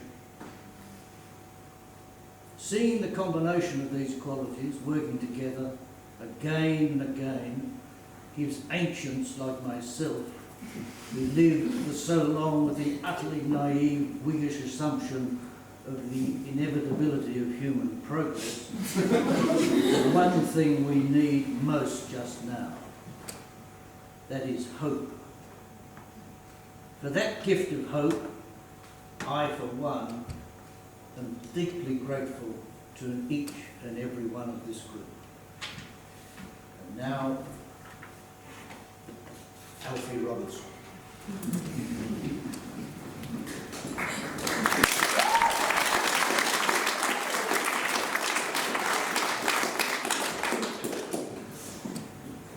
It takes a certain sort of courage to be motivated by curiosity, to passionately explore what there is to know, and to develop your skills of how to do things without accepting some structure presented by someone else of this leading to this and maybe that. All the more strength is needed if this curiosity is accompanied by humility, a capacity for humorous self-deprecation. What if I'm not learning? What if I'm not skilled? The questions lurk to undermine the faint-hearted. Alfie has not been faint-hearted. From those early days of banging out Scott Joplin on the meeting room piano at every opportunity and asking Christine to take the class a little deeper into the world of anthropology, to the love of simply getting a grip on whatever music, literature, history or French was there for him to investigate in later years, Alfie's intelligence and natural desire to know and understand has taken him forward. I suspect there is something similar in Alfie's interest in and joy from those around him. As we all know, that can make us vulnerable. It's a rough road to reach secure intimacy, but again, Alfie's interest, care, humour and affection for others has kept him in the game and made him, perhaps to his own surprise, the deepest of friends to many. one last word. How what I've said fits with Alfie on the football pitch. Yeah, from all reports he makes Billy Bremner seem like a shrinking violet. I don't know. I'll leave that to others far wiser than me to have.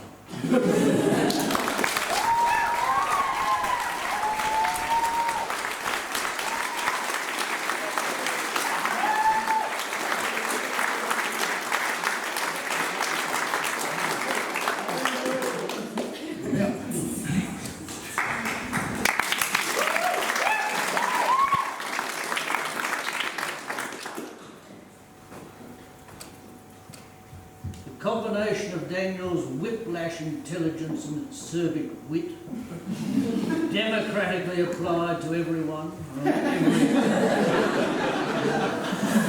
ironically fueled by a steady intake of caramel slice, begged or borrowed, has become a feature of our community. Somewhat paradoxically, so is his mellifluous singing, to say nothing of his sometimes mellow, sometimes lyrical cello performance. A man of many parts, Daniel has been into everything.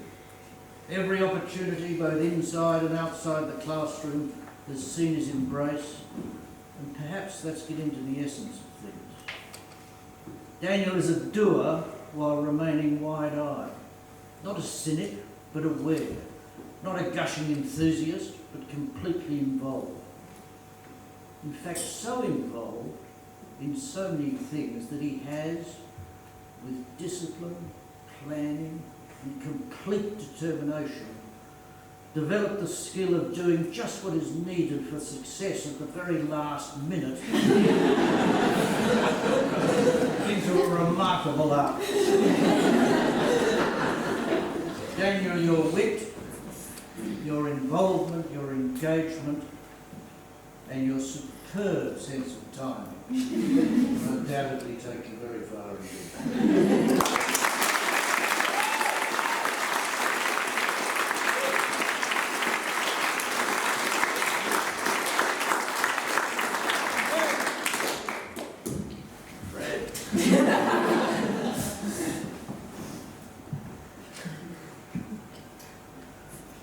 France had its eminence grise.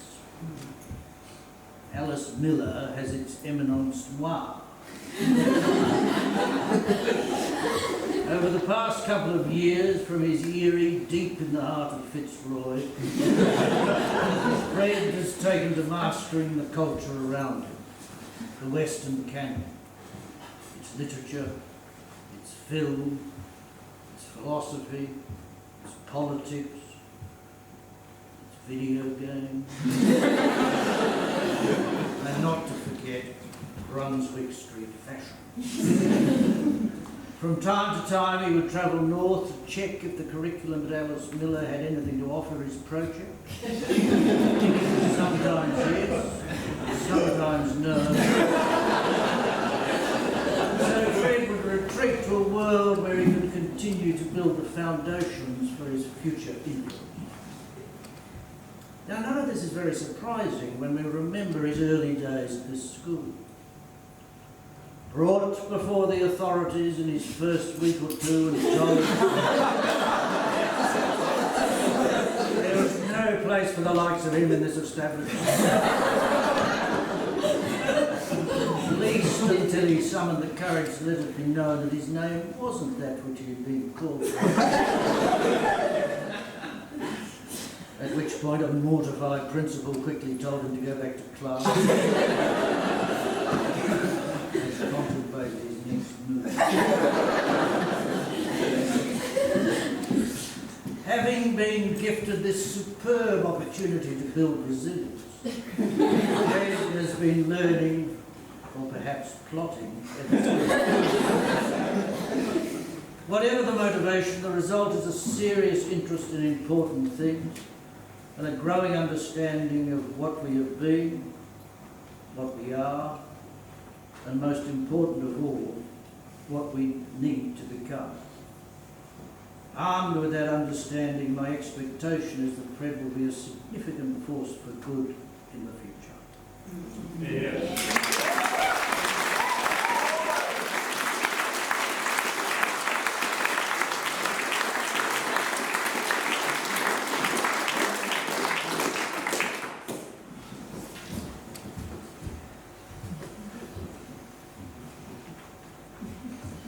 Our moral compass.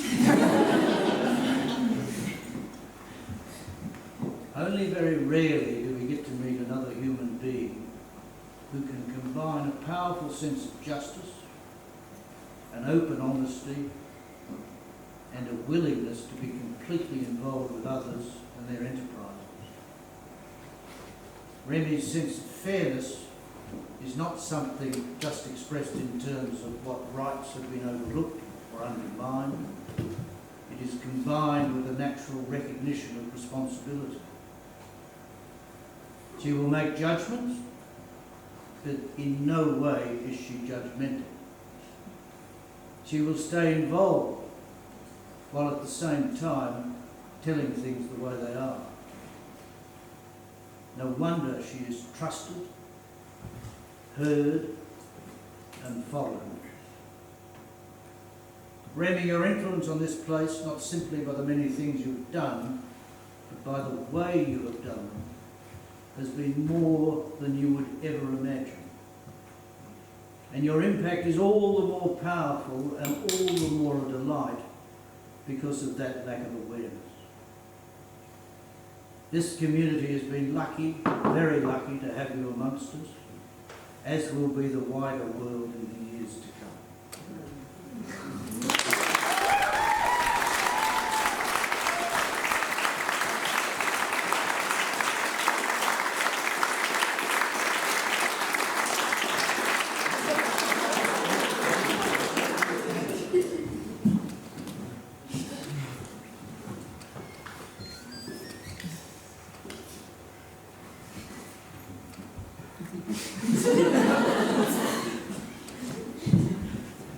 It's not just the hair on this bloke's face that makes him a grown-up.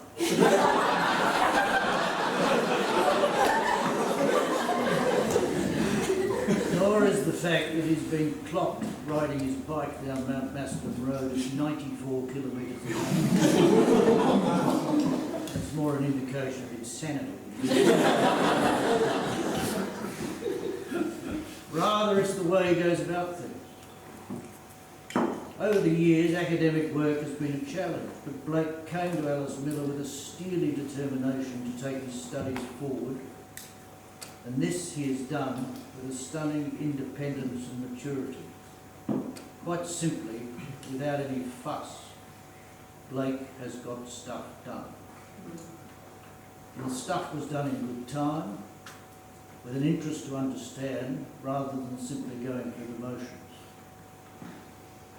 This momentum was harder to maintain over the past 8 months when Blake became the ISO champion of Alice Miller, but still he persisted. And so he's built his confidence as a learner. He found he liked knowing things, and with considerable grace, he liked it a bit more when others didn't know.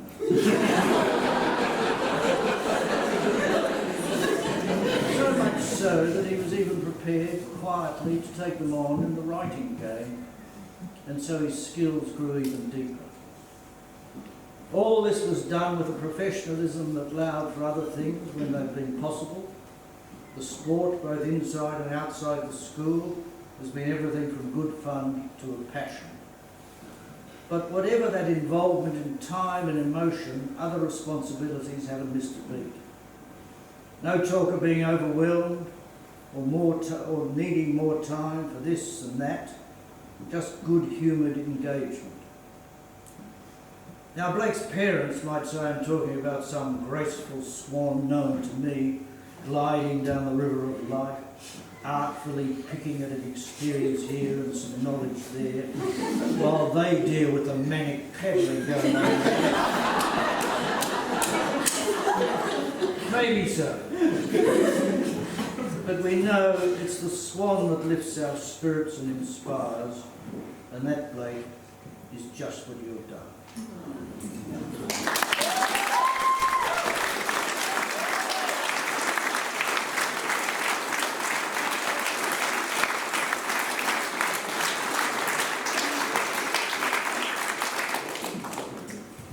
And now we will award these students with their Victorian certificates of education. And you have to shut up.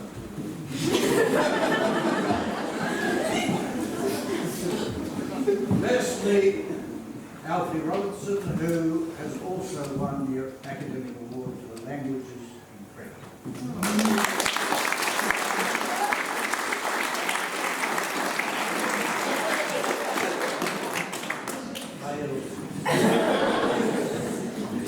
Secondly, Daniel Draper.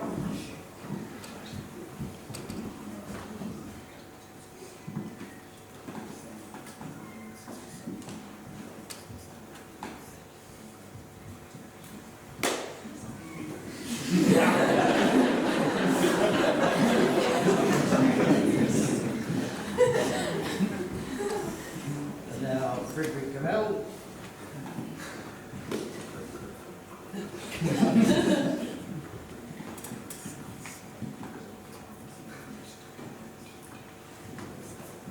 Randy McTaggart.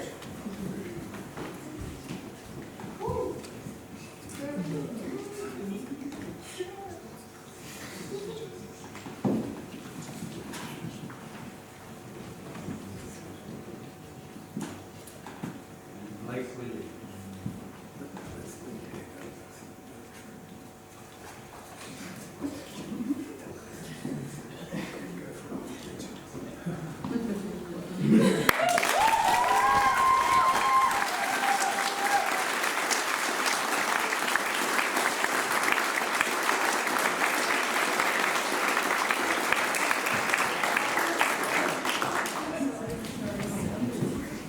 And now I have the honour of inviting Fred and Alfie to exercise their right of reply.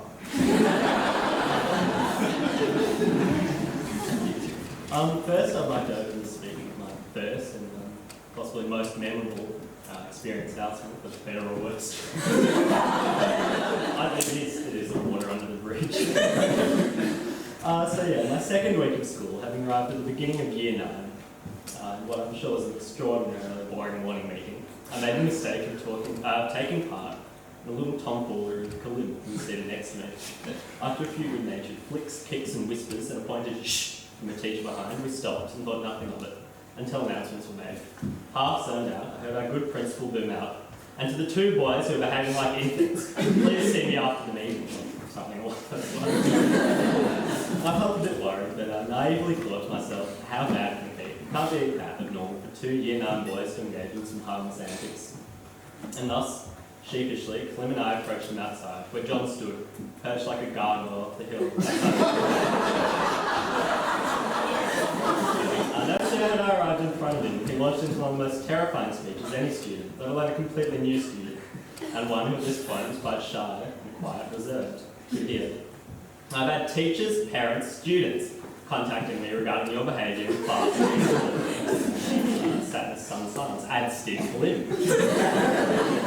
However, this strange emotion, it wasn't stopping. Arthur, he said, I don't think this is a school for you. I think I may have to ask you to leave. At this point, with stunned tears in my eyes, I snapped out of my stupor and managed to gasp out, in fact, my name is not Arthur. I was quietly assured I was not expelled and to return to class. However, my 4 years' time at Alice Miller is in no way dictated by amusing misfortune at the beginning. I think I speak on everyone's behalf that the time spent at this school has been incredibly enriching, enjoyable, full of ups and downs, challenging at times, but on its whole, something we wouldn't trade for the world. What this school offers is incredibly unique, not just in terms of the camps or the subjects, the programs, but also the incredible staff and the small things we take for granted. Like the cafe, the infectious, positive attitude carried by all members of the community. Because that's what Aliceville truly feels like to me. A close, caring, supportive community. It isn't a detached system to receive an education, a pat on the back, and to be promptly booted out. Such a large part of this wonderfully passionate, intelligent, supportive, such a large part of this is the wonderfully passionate, intelligent, supportive, and all-round incredible staff and faculty. Because while things such as the Year 9 trip, the camps, etc., all get brought up when one's asked about the school, the staff, to me, don't get the credit they deserve. With that, I'd like to thank Stuart for being one of the most wonderfully passionate, driven, witty and helpful teachers one could have. On behalf of Remy and myself, and I believe every student who's ever had the pleasure of being taught by her, Bettina, for being so incredibly driven, hard-working, dedicated and caring. We all love you, Bettina. So I've been an uplifting, genuine and great PE teacher and person with a heart as big as his beard. An incredible friend and caring Blake through maths. Karen, on behalf of Remy and Blake, for holding almost limitless kindness and concern for our students and running the most effective English class. For Sky, for being the most wonderfully compassionate, helpful, passionate teacher of philosophy who's really inspired a love of the subject, has made this class so enjoyable for Remy and myself. To B, who isn't here but such a great influence on me in the cafe community, I really appreciate it. And finally, to round it up, thank you to Hartley on behalf of all of us. I don't think I can fit enough words in here to do it justice. You've been more than incredible. Thank you.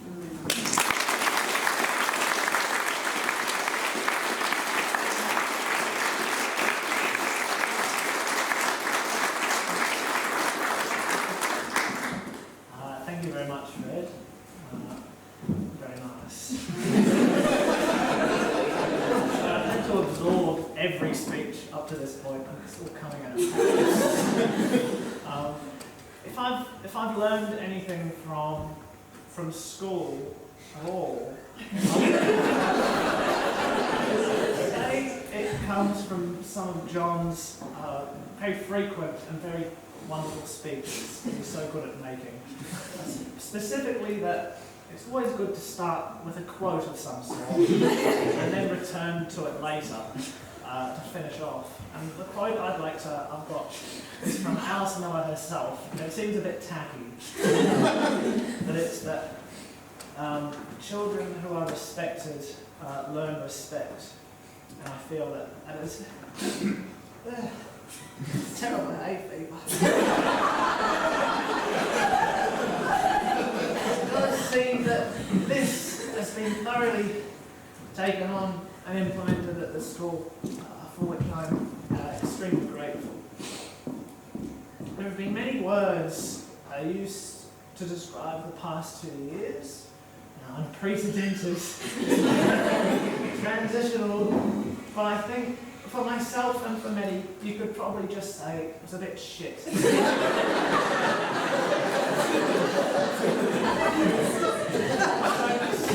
lockdowns and the stress of VC, and there are so many difficult things.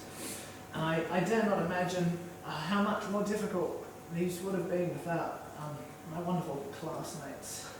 And I'm so fortunate to know. Thank you very much.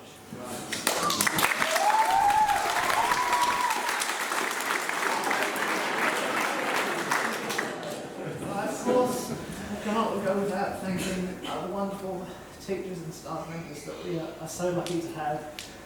I stopped maths in year 12, so these calculations might be a bit suspect. I believe the average teacher Alice Miller spent around 700 hours teaching on Google Meet for the last 2 years. Which I can say, having taken 10 minutes of a year 10 French class, is not something I wish on anyone. So it's just their dedication and kindness is something that will never leave me. I'm going to return to the quote. So, as Alice Miller did once say, speaking of respect, because as for the teachers, there are a few people for whom I have more. Thank you very much.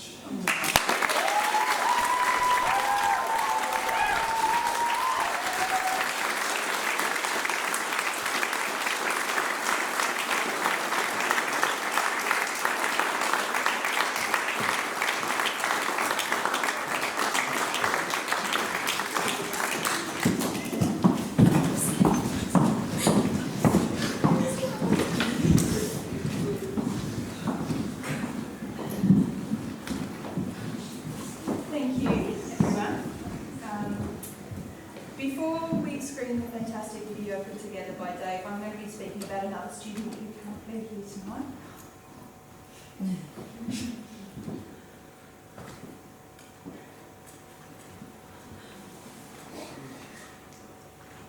Spoken words. Thank you, Amelia. It's my pleasure to acknowledge Miriam Mitchell, who started at Candlebark in prep and joined us at Alice Miller in 2007 for year 8.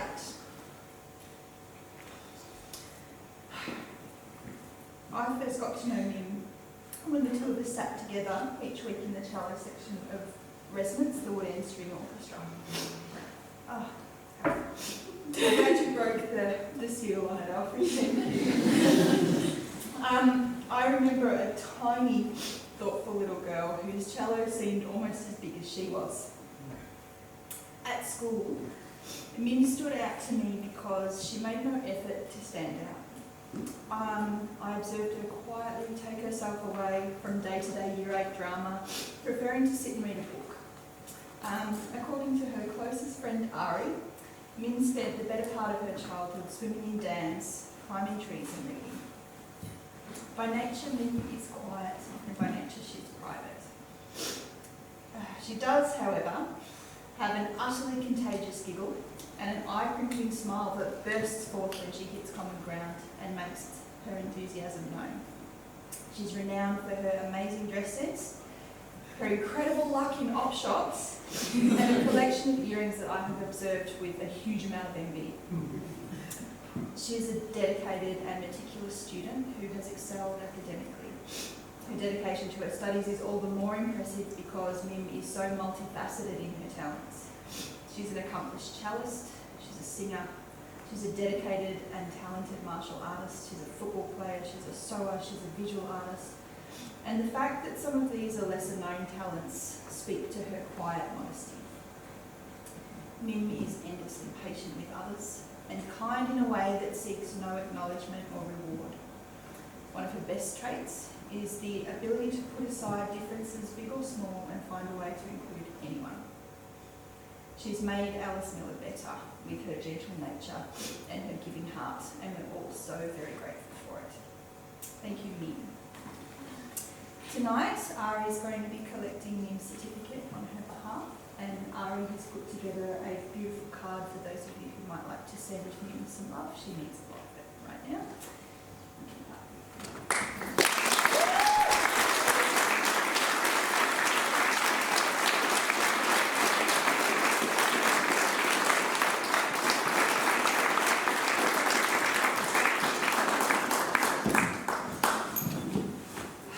Okay, from that to this amazing thing.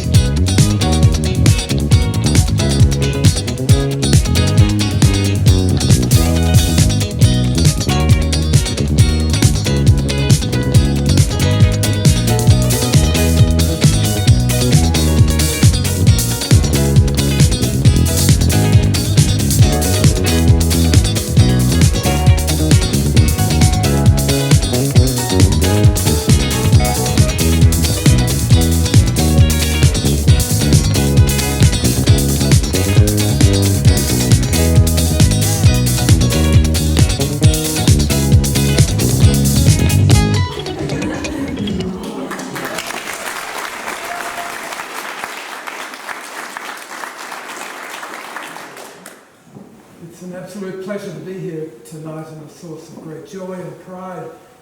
It's the first time I've ever been called a gargoyle. I'll remember forever. Although there's been more of this creeping into the dialogue. About 3 weeks ago, a prep child asked me, "What's it like being 95? And I said, "Well, I'm not 95. And she said, "But you told us you were." And I thought, gosh, did I? And I searched my mind and tried to remember any time when I might have said that. And I said, well, if I did, it was a joke. And I said, how old do you think I am if I'm not 95? And she said, 94? So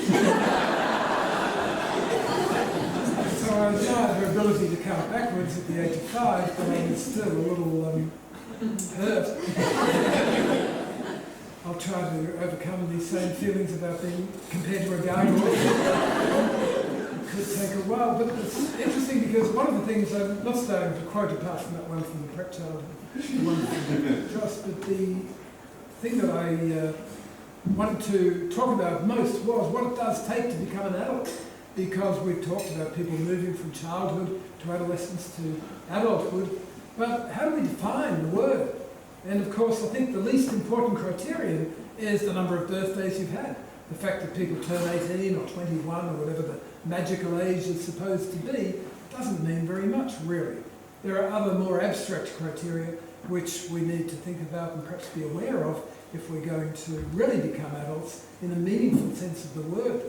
And one of those, of course, you won't be surprised if I talk about language, because getting your own voice and being able to speak for yourself and being able to articulate your thoughts and feelings and communicate your ideas and a sense of yourself to other people is a very powerful thing to do and a very vital thing to do if you're going to have meaningful relationships and really have a life that is rewarding in abstract ways. And it's been such a joy tonight to hear people speaking with their own voices and to hear people communicating with us in all kinds of different ways, but saying so much in the words that they've chosen.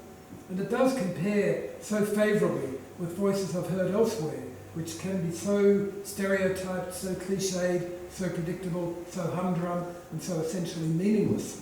I remember, for example, taking a group of Year 7s in the very first year of Candlebark's life to the Melbourne Literary Festival, or Melbourne Writers' Week, and I took them to an evening discussion between Philip Adams and Barry Jones about the existence of God. And Philip Adams and Barry Jones have turned out were close friends and had been for decades, but they had different ideas on the existence of God, and they talked about it thoughtfully, passionately, humorously at times, and with an obvious affection between them, but at the same time able to discuss their different ideas in such a rational and reasonable and intelligent way, and taking us into very complex and profound ideas. The next morning I took the same group of students to what they call Children's Day or some name like that, where we had authors for young people giving talks. And the first one was an author who came out onto the stage and spoke to us something like this: boys and girls, we're going to talk about those lovely things called books today, and we all love books, don't we? Because they are such wonderful, exciting, nice things. And I was sitting next to Jesse Fitzmaurice, who was in Year 7 at Candlebark, and after about 90 seconds of this, he turned to me and whispered, "Why is she talking to us like that?" And I said, well, it's the way some adults feel it's appropriate to talk to people your age. But the contrast between the debate the night before, where the students had been so engrossed, so thoughtful themselves, and talked about it for a long time afterwards and were still talking about it at breakfast the next morning, and the author who adopted that completely false and really ridiculous way of talking to young people was certainly marked. It reminded me of a time when I went to a high school in Tasmania, and I was speaking to an audience of Year 9 students, and the English coordinator introduced me to the audience by saying, boys and girls, we have a special treat for you today. We have an author. Does anybody know what an author is?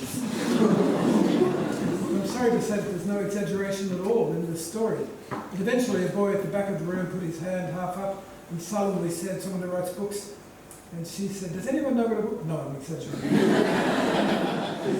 But I wouldn't have been surprised if she'd gone on and said that.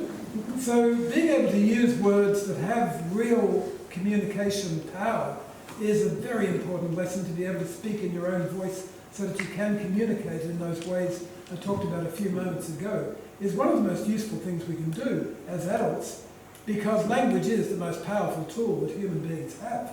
And so to be skillful at it and to be able to use it effectively is such an absolute necessity when it comes to relationships. For example, if your partner wants to have a big conversation and you sit there going, oh yeah, whatever you reckon, then I'm afraid the relationship is not really sailing in very good waters.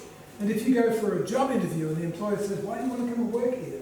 And you say, I don't know, I just thought it'd be good, then you may not get the job, even though you might potentially be a wonderful panel beater or neurosurgeon or whatever the job is that you're applying for, because your language skills have let you down.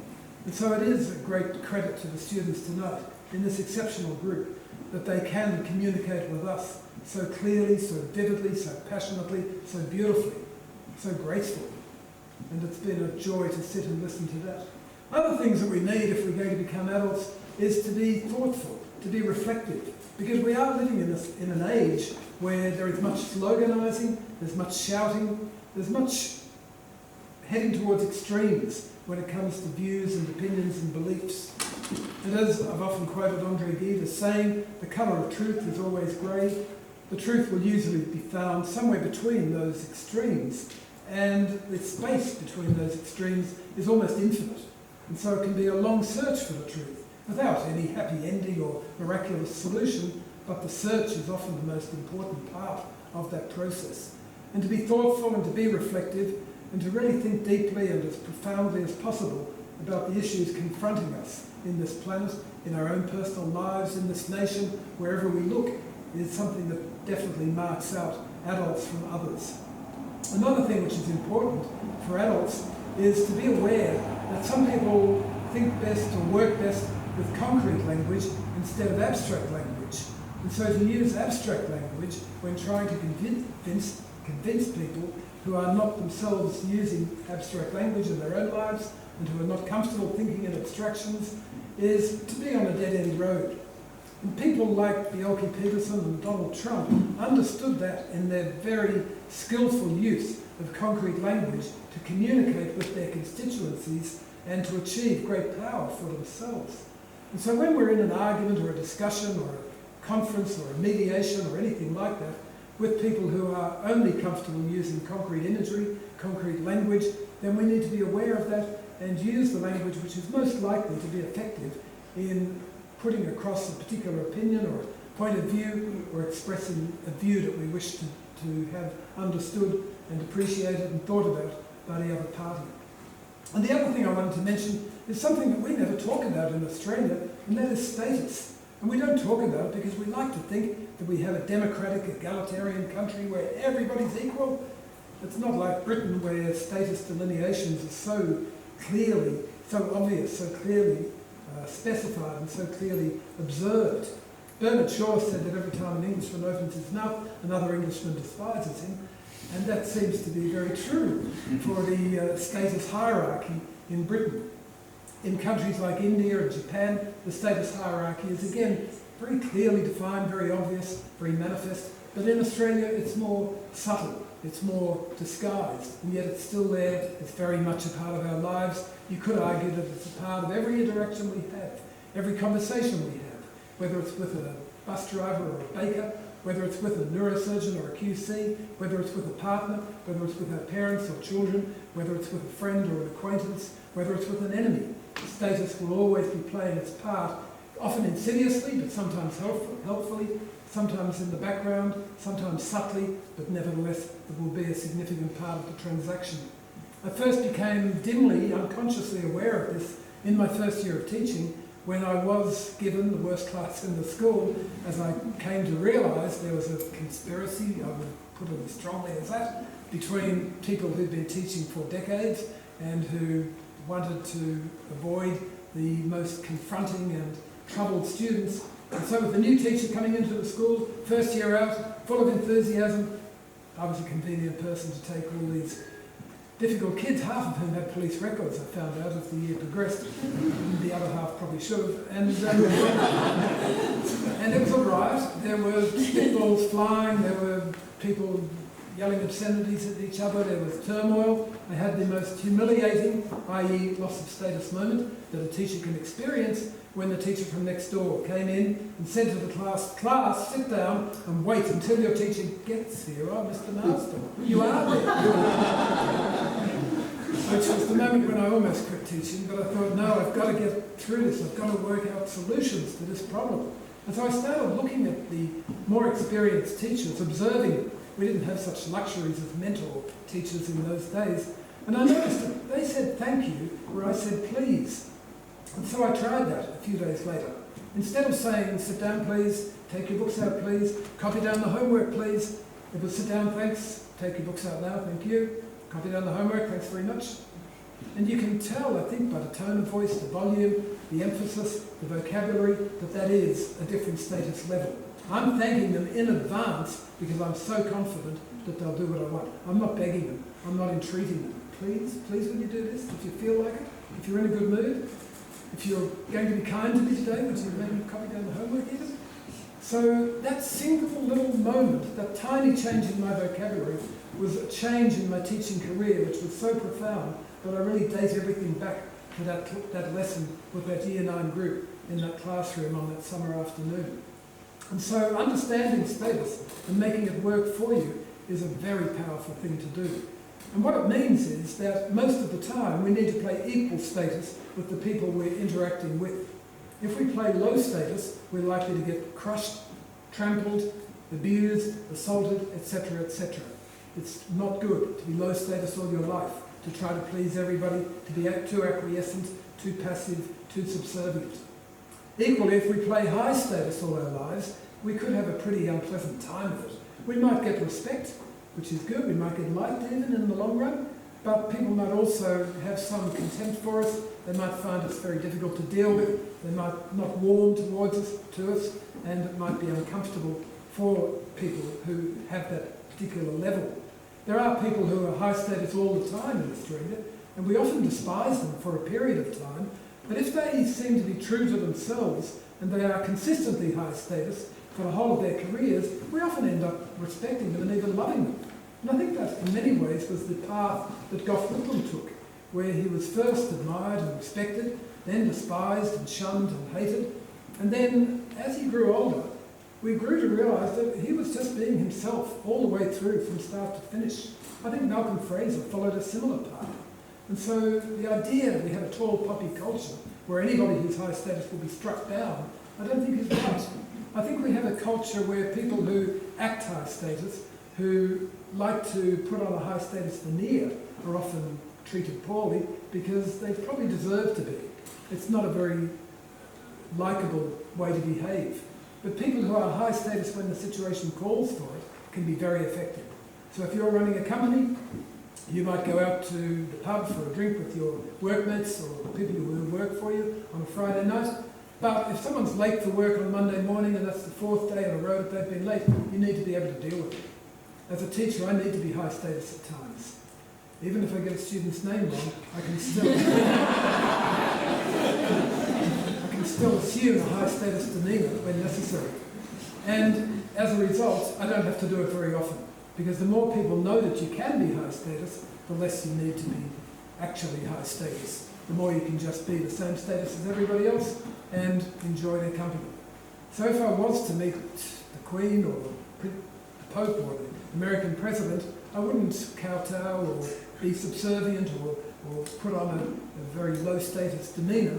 I would hope that I would be able to speak to them in a reasonable and friendly and courteous manner, because I don't want to go low status when I meet high status people, and I don't want to go high status either, because that would be arrogant and unpleasant.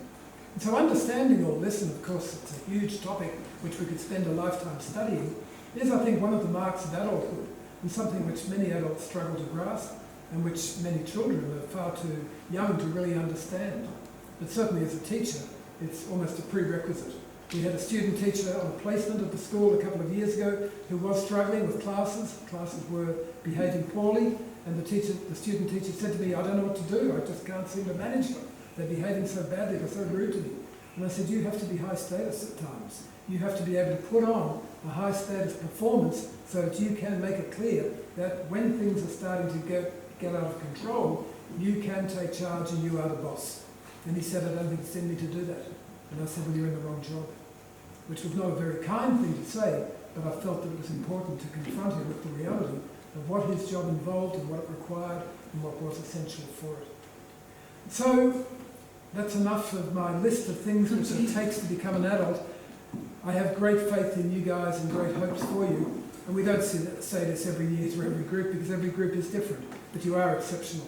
And the comments I've heard about you over the last 2 years in particular from your teachers have really reinforced that individually and collectively you are a remarkable group.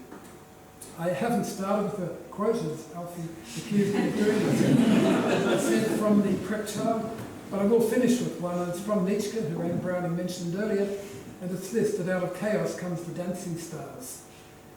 The world has got a good deal of chaos going on in it at the moment, environmentally, politically, and in other areas too. You are potentially all dancing stars who can make a huge difference. You have that integrity, that understanding of political matters, that strong ethical sense, and a real inner strength and resilience, a lot of which comes from something you've mentioned a lot tonight, and that is the outdoors program, which Amy and Adrian and others run so effectively here.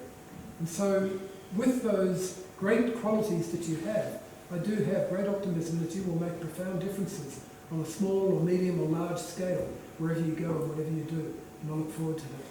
I want to thank you, the parents, for supporting the school so strongly over so many years, because it is not an easy thing to be a parent, and it's not an easy thing to support a school which is doing things differently, but you've been tremendously helpful to us, and you've done wonderful things for your sons and daughters, if I'm allowed to use those terms anymore. But it's something that we do appreciate and admire and respect. And I also want to mention a really remarkable person, and that is the leader of the school, Sarita Ryan, who is incredibly respected.